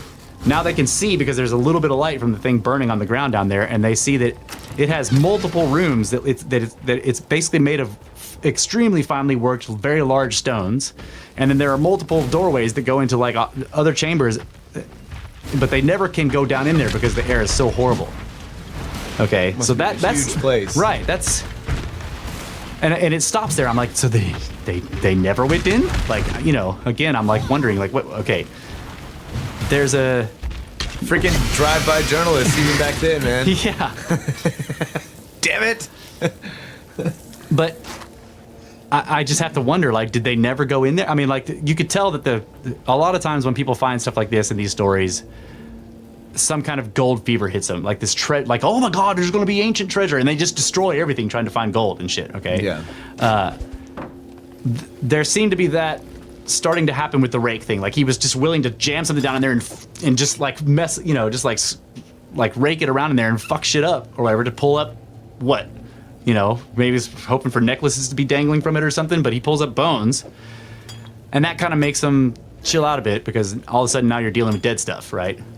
Like enormous dead giants, and you're like, okay, I don't want to have that thing haunting me or whatever. They would get this sort of reverence for the site, because they're like, okay, this is the tomb of a powerful ancient giant.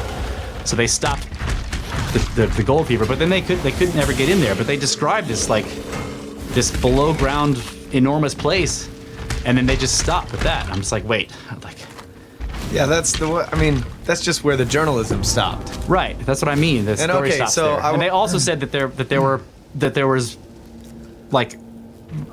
there were hieroglyphic symbols engraved into the walls of some of the. Okay, so we're talking about, like, this looks like Egyptian style or something. So here's another thing, like, that I've come across where people when something is found on their property, a lot of times, like, they want that shut up. Like, no more publicity. Yep. So, in one case, a friend of mine had some excavations going on his property, and they found a skeleton. Yeah. And they had the university come out, and they collected it. First, the sheriff came out. Right. Checked it out. Then they got the university. Sheriff's like, nope, that's pretty old. And they got the university to come out. Yeah. If he's murdered, it's beyond our jurisdiction. Statute of limitations. That's right. Statute of limitations ran out about 5,000 years ago. So they had the university come out. They collected the bones. They took it and did a study on it, and then they brought it back, and they're like, yeah, this is like 900 something years ago, and whatever, blah, blah, blah. And they also told him it was like over 7 feet tall. That's what he said, anyway. And and then after that, it was like, no more. Yeah.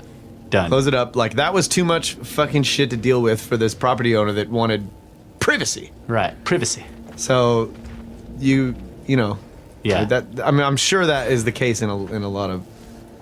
Yeah, absolutely. Of these situations. So you have journalists, you have all these people coming out. I don't doubt that things continue to happen with this discovery. I'm just saying the story stops there. Yeah, I know. And I was like, WTF? Like, come on. And then the other thing is, a lot of people like our cousin, Richard Saunders. We found that silver mine. Yeah. On the property. He told us the legend of it, and he's like, well, it might be out there somewhere. Yeah, and we then find it, and then we go down in there. Yeah, we start making plans to like clear it out so we can get down in there. And he's like, nope. Yeah, and he finds out. He's just like, leave it alone. Yeah, don't. And of course, that's understandable because he doesn't want us to get lost and die. But the point is that some people don't. They're not interested. They're not curious. Yeah. They're just like, oh, just leave it. I'm like, dude, you have an ancient silver mine on your property. Yeah. How can you not? Well, there's a cave up there that the Vikings built. Yeah. But old man Jenkins won't let you go up there. Right. We're looking for a stone circle or a standing stone or something. Well, nothing like that around here. just that cave up there that the Vikings built. Yeah, that's what we're looking for. And then he gives us these directions. Holy crap. Yeah, that's what I'm saying. Like, people just don't. A lot of people are just not interested. Like, they know about it and they're just like, yeah, not interested. So all I'm trying to say is I'm doing the opposite of the script art and saying that it could be real, and people just are not interested, and then people forget. You know, they forget about it. Yeah. Well, the farmer was obviously extremely excited. Yeah. By the find, and then he calls all the the town. Like he was probably, because he owned this enormous farm, he was probably like one of the wealthiest people in the town. But he calls the doctor and he calls the judge and just all the high people in the town. So like he gets them all there and like is getting advice from them or whatever. So obviously the story continues from where the newspaper article drops off. He probably also called the reporter, or somebody did. The reporter's like, wait, the judge and the doctor, they're going out where? And then he goes out there. And then he makes up a hoax or whatever the script has to say. He just makes it all up. Yeah, the farmer was like, "How do I get this boulder out of my field?" And the reporter's like, "Giant found in field." It's so stupid. So that was the most fascinating circumstance of burial that I could find, and there wasn't even a mound there. I mean, like at least, or maybe he had plowed it away or whatever. But he was basically just plowing a field full of rocks and shit. Yeah. I think the guy does say at the end that it was a known ancient habitation because there was like pieces of pottery, stuff was always found in that area that indicated it was. But again, it's indicating habitation by Native Americans. Yeah, later peoples. Yeah. But again, we often pick the same places. Right. Yeah. A lot. It was actually mentioning that in the encyclopedia that a lot of times the mounds are underneath houses. What's going on? Yeah. I'm like, you built your house on an actual Indian mountain, like that's why there's so many stories. Like, this house is built on an ancient burial ground. I'm like, why would you fucking build your house on top of a cemetery? It was a hill. It was like the highest place. It was a nice little high spot in the middle of the farm. Yeah. I can't imagine that. Stay out I don't of the know. shadows. I'm not gonna put my house on top of a thing full of giant bones. Yeah, but if you don't know, like you didn't excavate it first, you're just like, oh. Well, they had to dig it. They had to dig for some kind of. Well, maybe not. I guess people didn't always put a slab in, but like if you're gonna pour a concrete slab, you got to dig down, right? And like you start finding in the trinkets and bones and 1800s, shit. they were probably doing pier and beam. Yeah. Yeah. Another thing that's interesting, like when you were asking about the dating of these mounds, a lot of times they will try to indicate the great age of the mound by talking about the trees that were on top of it. Yeah. That there were these enormous, like 4-foot trees, right? And that when they dug, that those had been cut for wood or whatever, so the stumps were left. Then they removed the stumps when they were doing the excavations and found beneath them that there were pieces and bits of evidence that there were even older, also 4-foot wide trees that had been there before that. Like, so that, multiple generations of enormous trees on top of the mounds. That was one of the ways they would try to indicate its great age.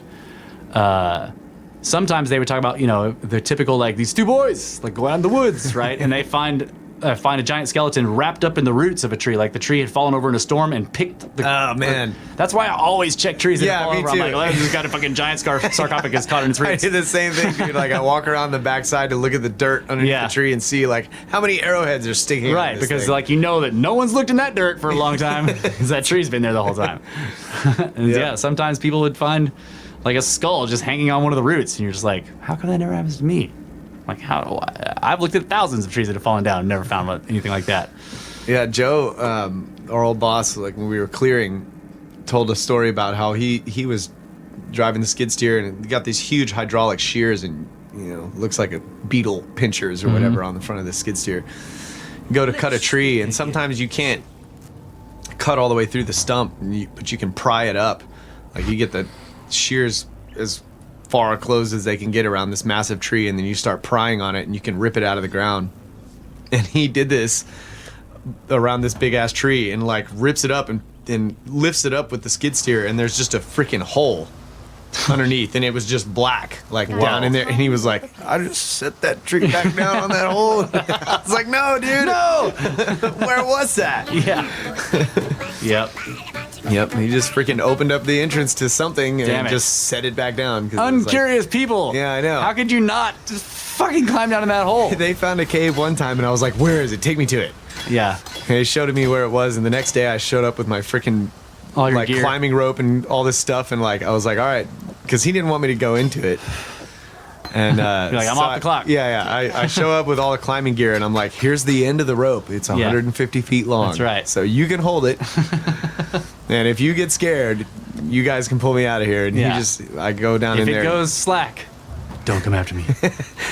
Yeah, I went and explored it, and it was pretty big, but not 150 feet long. But he was just like, when I came out of there, he's just like, you're crazy, man. Crazy.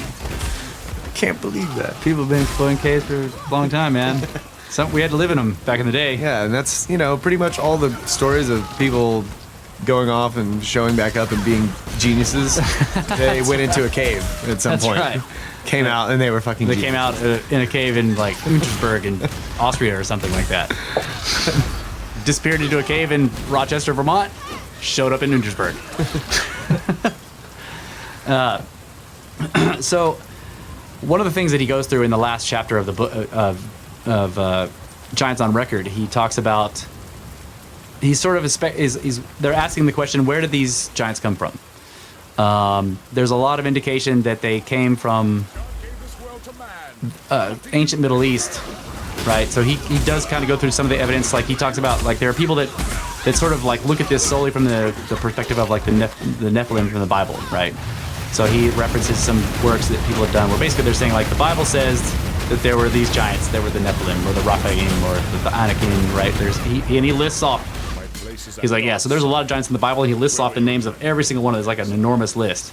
Amorites and Canaanites, and he goes through the whole thing from A to Z. Men like you. And all these peoples were enormous, according to the Bible. And he says that people have done a lot of research trying to figure out, did some of those people, those giants, come straight here, right? In other words, like, he says that there is some interesting evidence pointing to the idea that when Moses is, after the Exodus, when Joshua was sort of like tearing through Canaan and like destroying everything, that some of those giants saw what was happening and understood that even though these were like little people, that they were going to win because they had something on their side that was kicking everybody's asses. So they just left and they ended up in North America. One of the interesting things, like,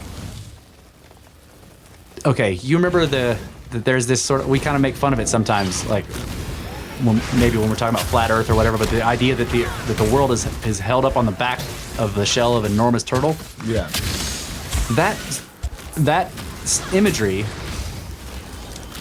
and like he doesn't say anything about this in his book. I just made the connection myself. Like he says that the Native Americans, or that they talked about how their fathers or their forefathers or whatever, like they called the Americas Turtle Island. Okay. Even though they knew it wasn't an island, they because it was surrounded by seas on all sides, like it was sort of isolated from. Yeah. Even though it was enormous, it was isolated from everywhere. Like it wasn't connected by land to any of the other land in the world. They talked about it like it was an enormous island, Turtle Island. So the picture of the turtle holding up the world. When you take that picture and you think about it in context of like a possible prehistoric, extremely advanced race of enormous people who were building some kind of like sacred structures all across this continent that were harnessing some kind of subtle energies that were maintaining whatever it was that they had in the environment previous to the end of the Ice Age. The idea of the turtle holding up the world. Yeah. It becomes a little clearer and more interesting, right? That's cool. So he talked, like when they're discussing where they came from, he says, so some of them may have come from the Middle East, but it's also obvious that, I mean, the earlier colonists were showing up and seeing Indian chiefs that were enormous, okay? But that slowly faded out. Like some of them held on for a long time, but there aren't any left now. There's not, in modern times, there are not like 8-foot Indians. Right. Okay. But they obviously did exist even all the way up to the 1700s. Okay. Even the early 1800s. So he talks about how, like, in combination with various things, plus the legends of the Indians themselves, that almost everyone was enormous before, or very small. Okay. Before the end of the Ice Age, that there was something about the Earth that just made things huge, right? Or there's something about the Earth now that shrunk things. Right. There's something missing is what I guess the idea is what they said, that the Great Spirit took it away.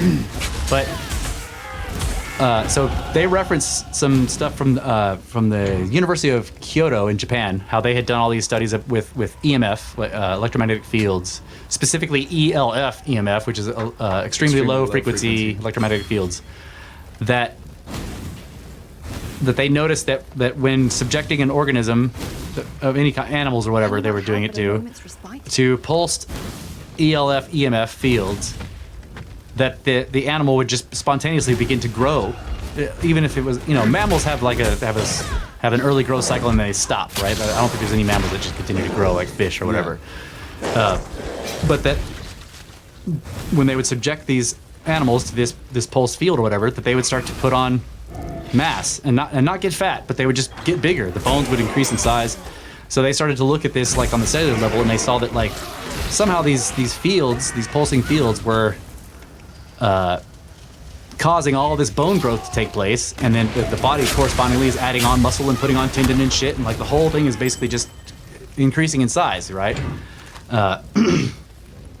So he references this paper that they published on it. I'll basically just read a little bit from this. It says, it is possible that electromagnetic fields exert an effect on skeleton size via alteration of the proliferation and activity of bone cells. In support of this hypothesis, pulsed EMF stimulation has been used clinically for more than 25 years for the treatment of patients with delayed fracture healing and non-unions. Furthermore, a substantial number of in vitro studies have shown that EMF have positive effects on the proliferation and activity of bone cells. Let's see. They also state that exposure to an extremely low frequency electromagnetic field was associated with an increase in animal body weight. So they proposed that the enormous sizes of some of the flora and fauna, the plants and animals during the age of the dinosaurs, was facilitated by powerful ELF EMF coming from natural sources, and may also have been acting in the more recent past with the Pleistocene megafauna. Okay. And then in another part they say that certain kinds of magnetic fields have an effect on mitochondria. It is found that energy, activity, and cell respiration in mitochondria that were exposed to a magnetic field increase by factors of 1.5 and 1.3 respectively compared with the control group. It seems that mitochondria are activated by magnetic fields and thereafter provide more ATP to some organelles than in the cells of an organism. Promotion of ATP synthesis by a magnetic field would provide the energy to maintain a larger body size. That is, organisms would be able to use magnetic energy as well as other forms of physical energy to maintain a large body. Okay, so this kind of, that's very interesting because like there's one of the main arguments that I guess the establishment science or what mainstream science has against the concept of enormous humans is that it just wouldn't work. They say like Bone structure or whatever. right, you increase the size and eventually it starts to fail because it can't hold itself up, right? But there's also the same problem with dinosaurs. Like there are some dinosaurs that are just too big, you know, like the Alamosaur that was discovered in Texas that they've got a full skeleton of one in the museum in Dallas. It's either No, they only have like a few freaking vertebrae of that thing in Dallas. It's oh really? yeah, Do you mean the entire rest of it's extrapolated? I believe so. But Yeah. it's from. I could be wrong, but I remember seeing the actual like the bones on display were just like this massive freaking thing, but it's only just like A piece of vertebrae. a piece of the Yeah. backbone. Huge. But they Yeah. had the full skeleton of the thing in there, so I guess. Remember, it covered went across the entire room almost. The head was way over there, and Okay, the maybe tail was way over here. But you could be right. They could have extrapolated the rest of the skeleton from a few fragments. But I thought they had found an entire one. Maybe they did. But anyway, that's not the point. Yeah, and Sorry. somewhere in South America they found another one that's even larger. They call it the Titanosaurus. I mean, it is absolutely enormous. Right. And already So with this could be the cause. right, It's like already some- with things like Brontosaurus size, they're really too big. That like you have the problem of like how did the brain talk to the tail? Like it would take too long for the signals to get there, and like there's all this stuff they're just so huge. It doesn't seem like they would be like what that they would be actually it would be detrimental. Yeah, okay? structurally detrimental. Right, Yeah. and so. But the fact is that there were enormous creatures during the age of the dinosaurs, and then again during the Pleistocene, before the Holocene, at the end of the Ice Age, there were enormous creatures in North America. Megafauna, as they're called. They're mammals. And why couldn't there be enormous people too? Right. I mean, if there were 600-pound beavers, there could have been 600-pound people. You know, that were not sumo wrestlers or whatever. But basically, the paper is basically saying that like if you have I guess the simplest way to put it is if there is a greater energy environment, in the form of like lots of extremely low frequency magnetic fields, and we do know that not too long ago the Earth's overall magnetic field was much stronger, like 10 Right. times stronger as it is now. So if you had like naturally occurring ELF, EMF, electromagnetic, low frequency electromagnetic fields, that would create an energy environment that biological organisms would be able to take advantage of. Yeah. And all the way down to the mitochondrial level, where just the mitochondria have a greater ability to do stuff because there's more energy in the environment, Yeah. right? That's fascinating. He also talks about the idea that he's like, we know that there was a much higher carbon dioxide amount in the atmosphere. That in some cases it looks like it was almost double. Like so, if we have 400 parts per million right now, it was like 800 to 1,000 parts per million back then, which would result in enormous plants. Like, Right. and it would also be. You can begin to see like the idea of Eden, in the sense that the plants would be so proliferate that you could just walk around and like there would be food everywhere, right? Yeah. There would be fruits and just like So hunting and gathering was totally easy. totally easy, yeah. And like all the Indian legends about the deluge, the destruction that happens, they always say that like this, the destruction took place, and then after that, surviving was hard, Yeah. right? Before that, it was like easy. We like laid around, we smoked our pipes and shit. Like if you got hungry, you just walked into the woods and pulled giant fruits off the trees, and but after the cataclysm, living was hard. But also they said that people and things began to shrink. So something in the environment appears to have changed that resulted in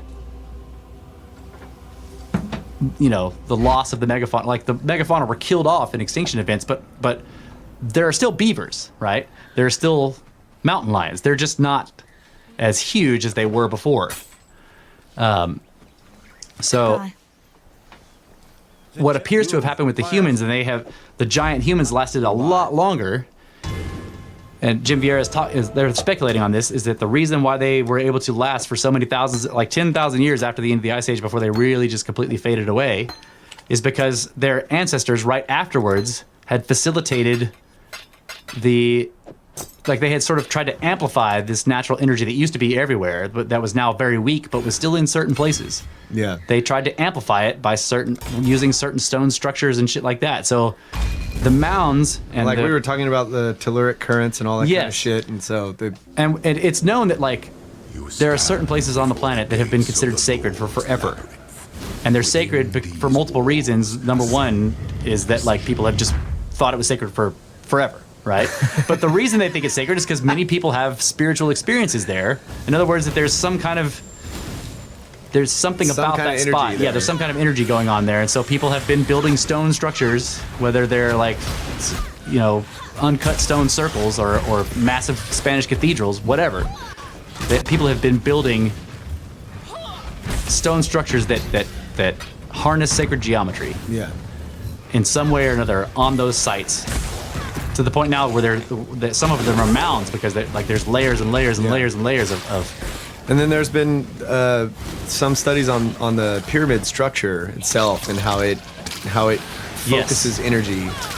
That's right. All that kind of shit. So it's like you're getting at the idea that the people that actually lived in this environment were technologically advanced to the point that when the Earth no longer naturally did it, they developed a way to maintain it enough to survive. Right. When the Earth's ability to make it strong faded away, there was just little sparks of it left in various places. They sort of amplified those sparks and then sort of stayed around the area where where they had built their amplifiers so that they would retain in some way their form, but over time they continued to shrink. That's why you have these places where there's, like you're saying, there's just layers and layers and layers and layers upon layers of buildings from all different time periods. That's right. Where that's where they were because they were able to amplify that.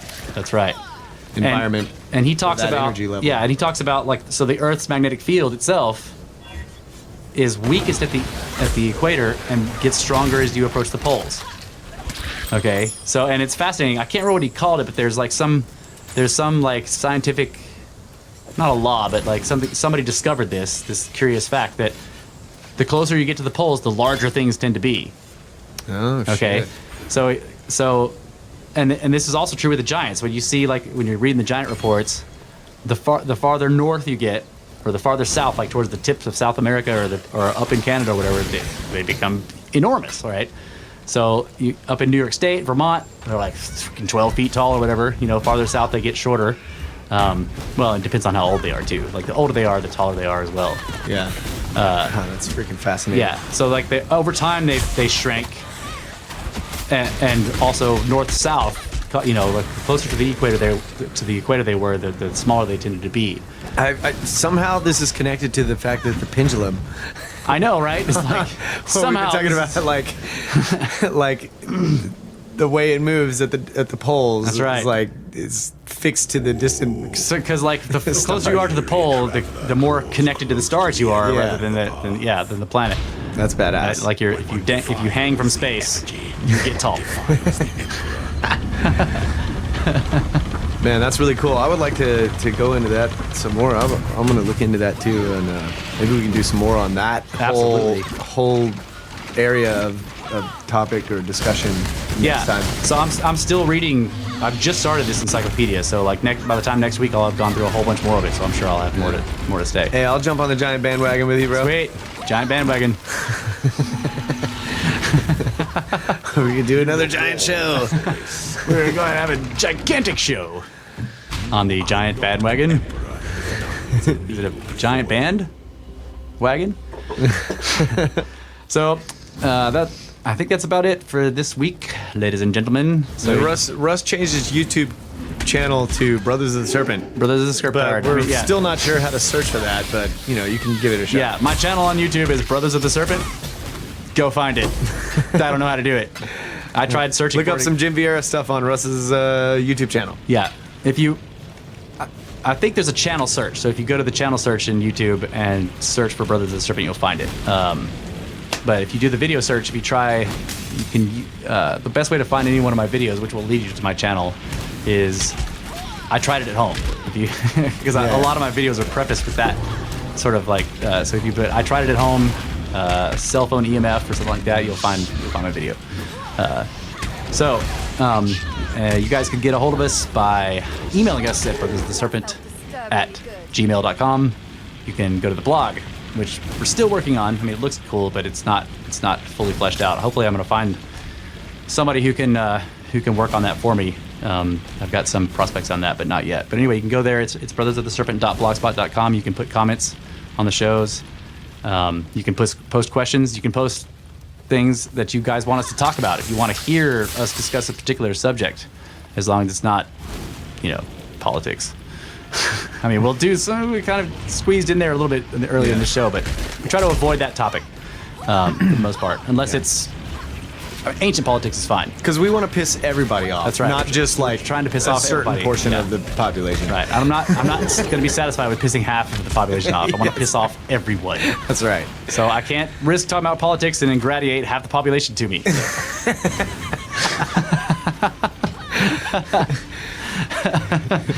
And we want to say thanks to Laura for the intros, Smith Sonic Studios, Aethern Productions, AWACS, RK, DC and SL, and all of you listeners out there. Thank you guys very much. Yes, and, thank you. Don't forget to go to iTunes and tell everybody we're badass. Give us 5 stars and an amazing review. That really does help at the very beginning. If you get enough of them, your podcast will climb to the top of its category briefly, and that massively increases its visibility for people. So anyone that does that would help us out a lot. We're trying to spread this around to people we don't know. If we don't know you, thanks for listening. Yeah, if we don't know you, thanks for listening. If we do know you, go fucking give us a good review.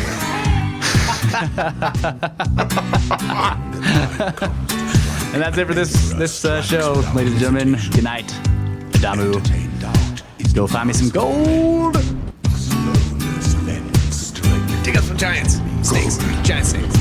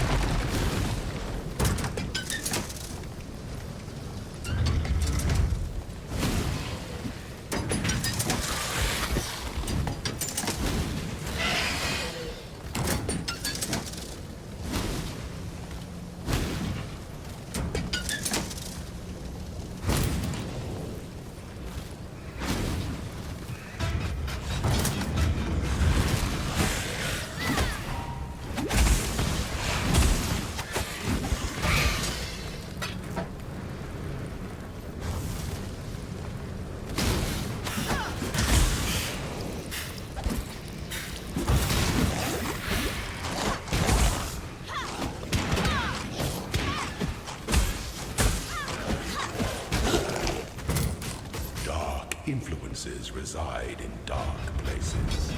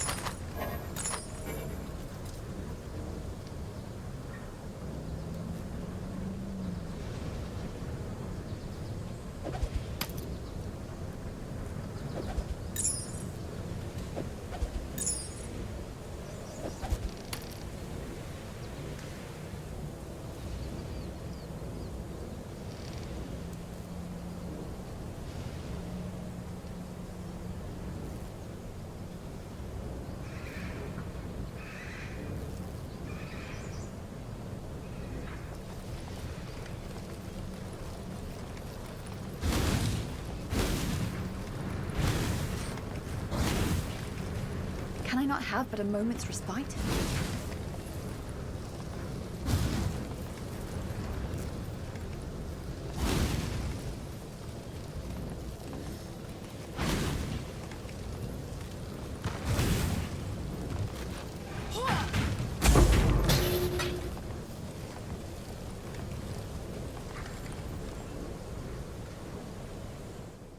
An aspirant can afford to be promising.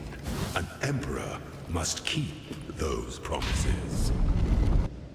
The Empire awaits you with open jaws.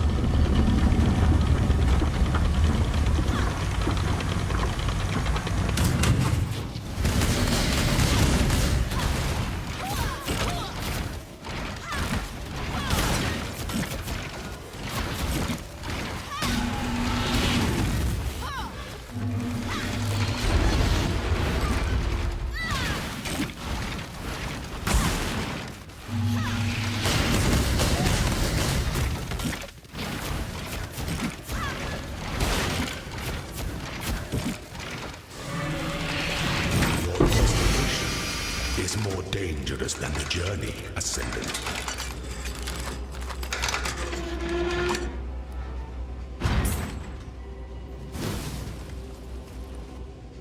Before your Emperor, you are worthy. Before the Goddess of Justice, you are worthy. Receive our blessings, embrace our gifts, and rise, Ascendant. For this is the ending that we all deserve.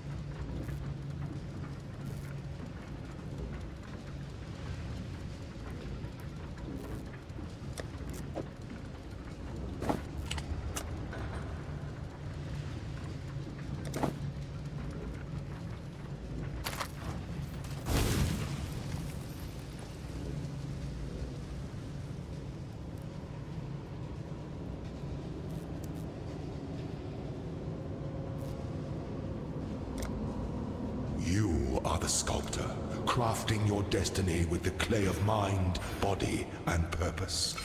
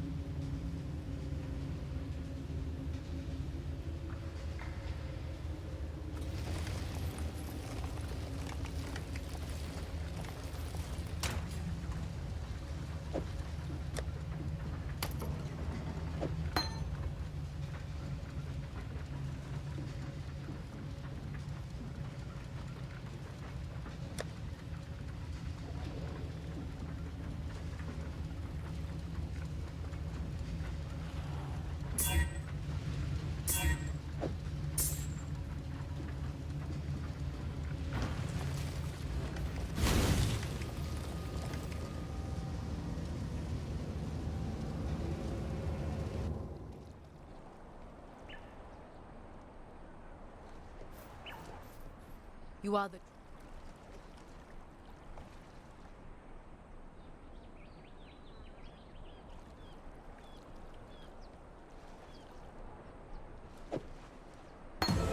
Goodbye.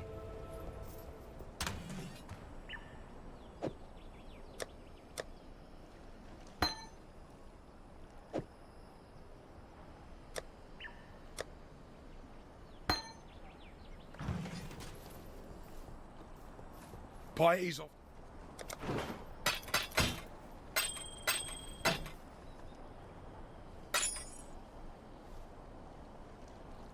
Stay out of the shadows. They bite. Neither the time nor the place.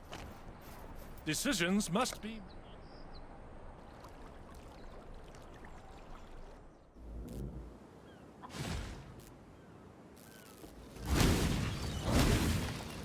Got some goods in from Ribbenfell.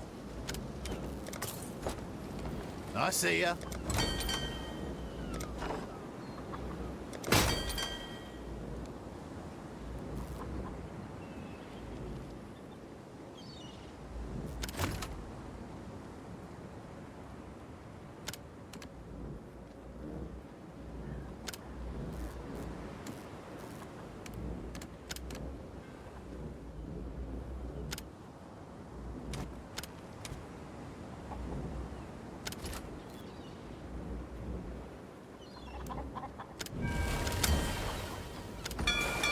Off they go. Local?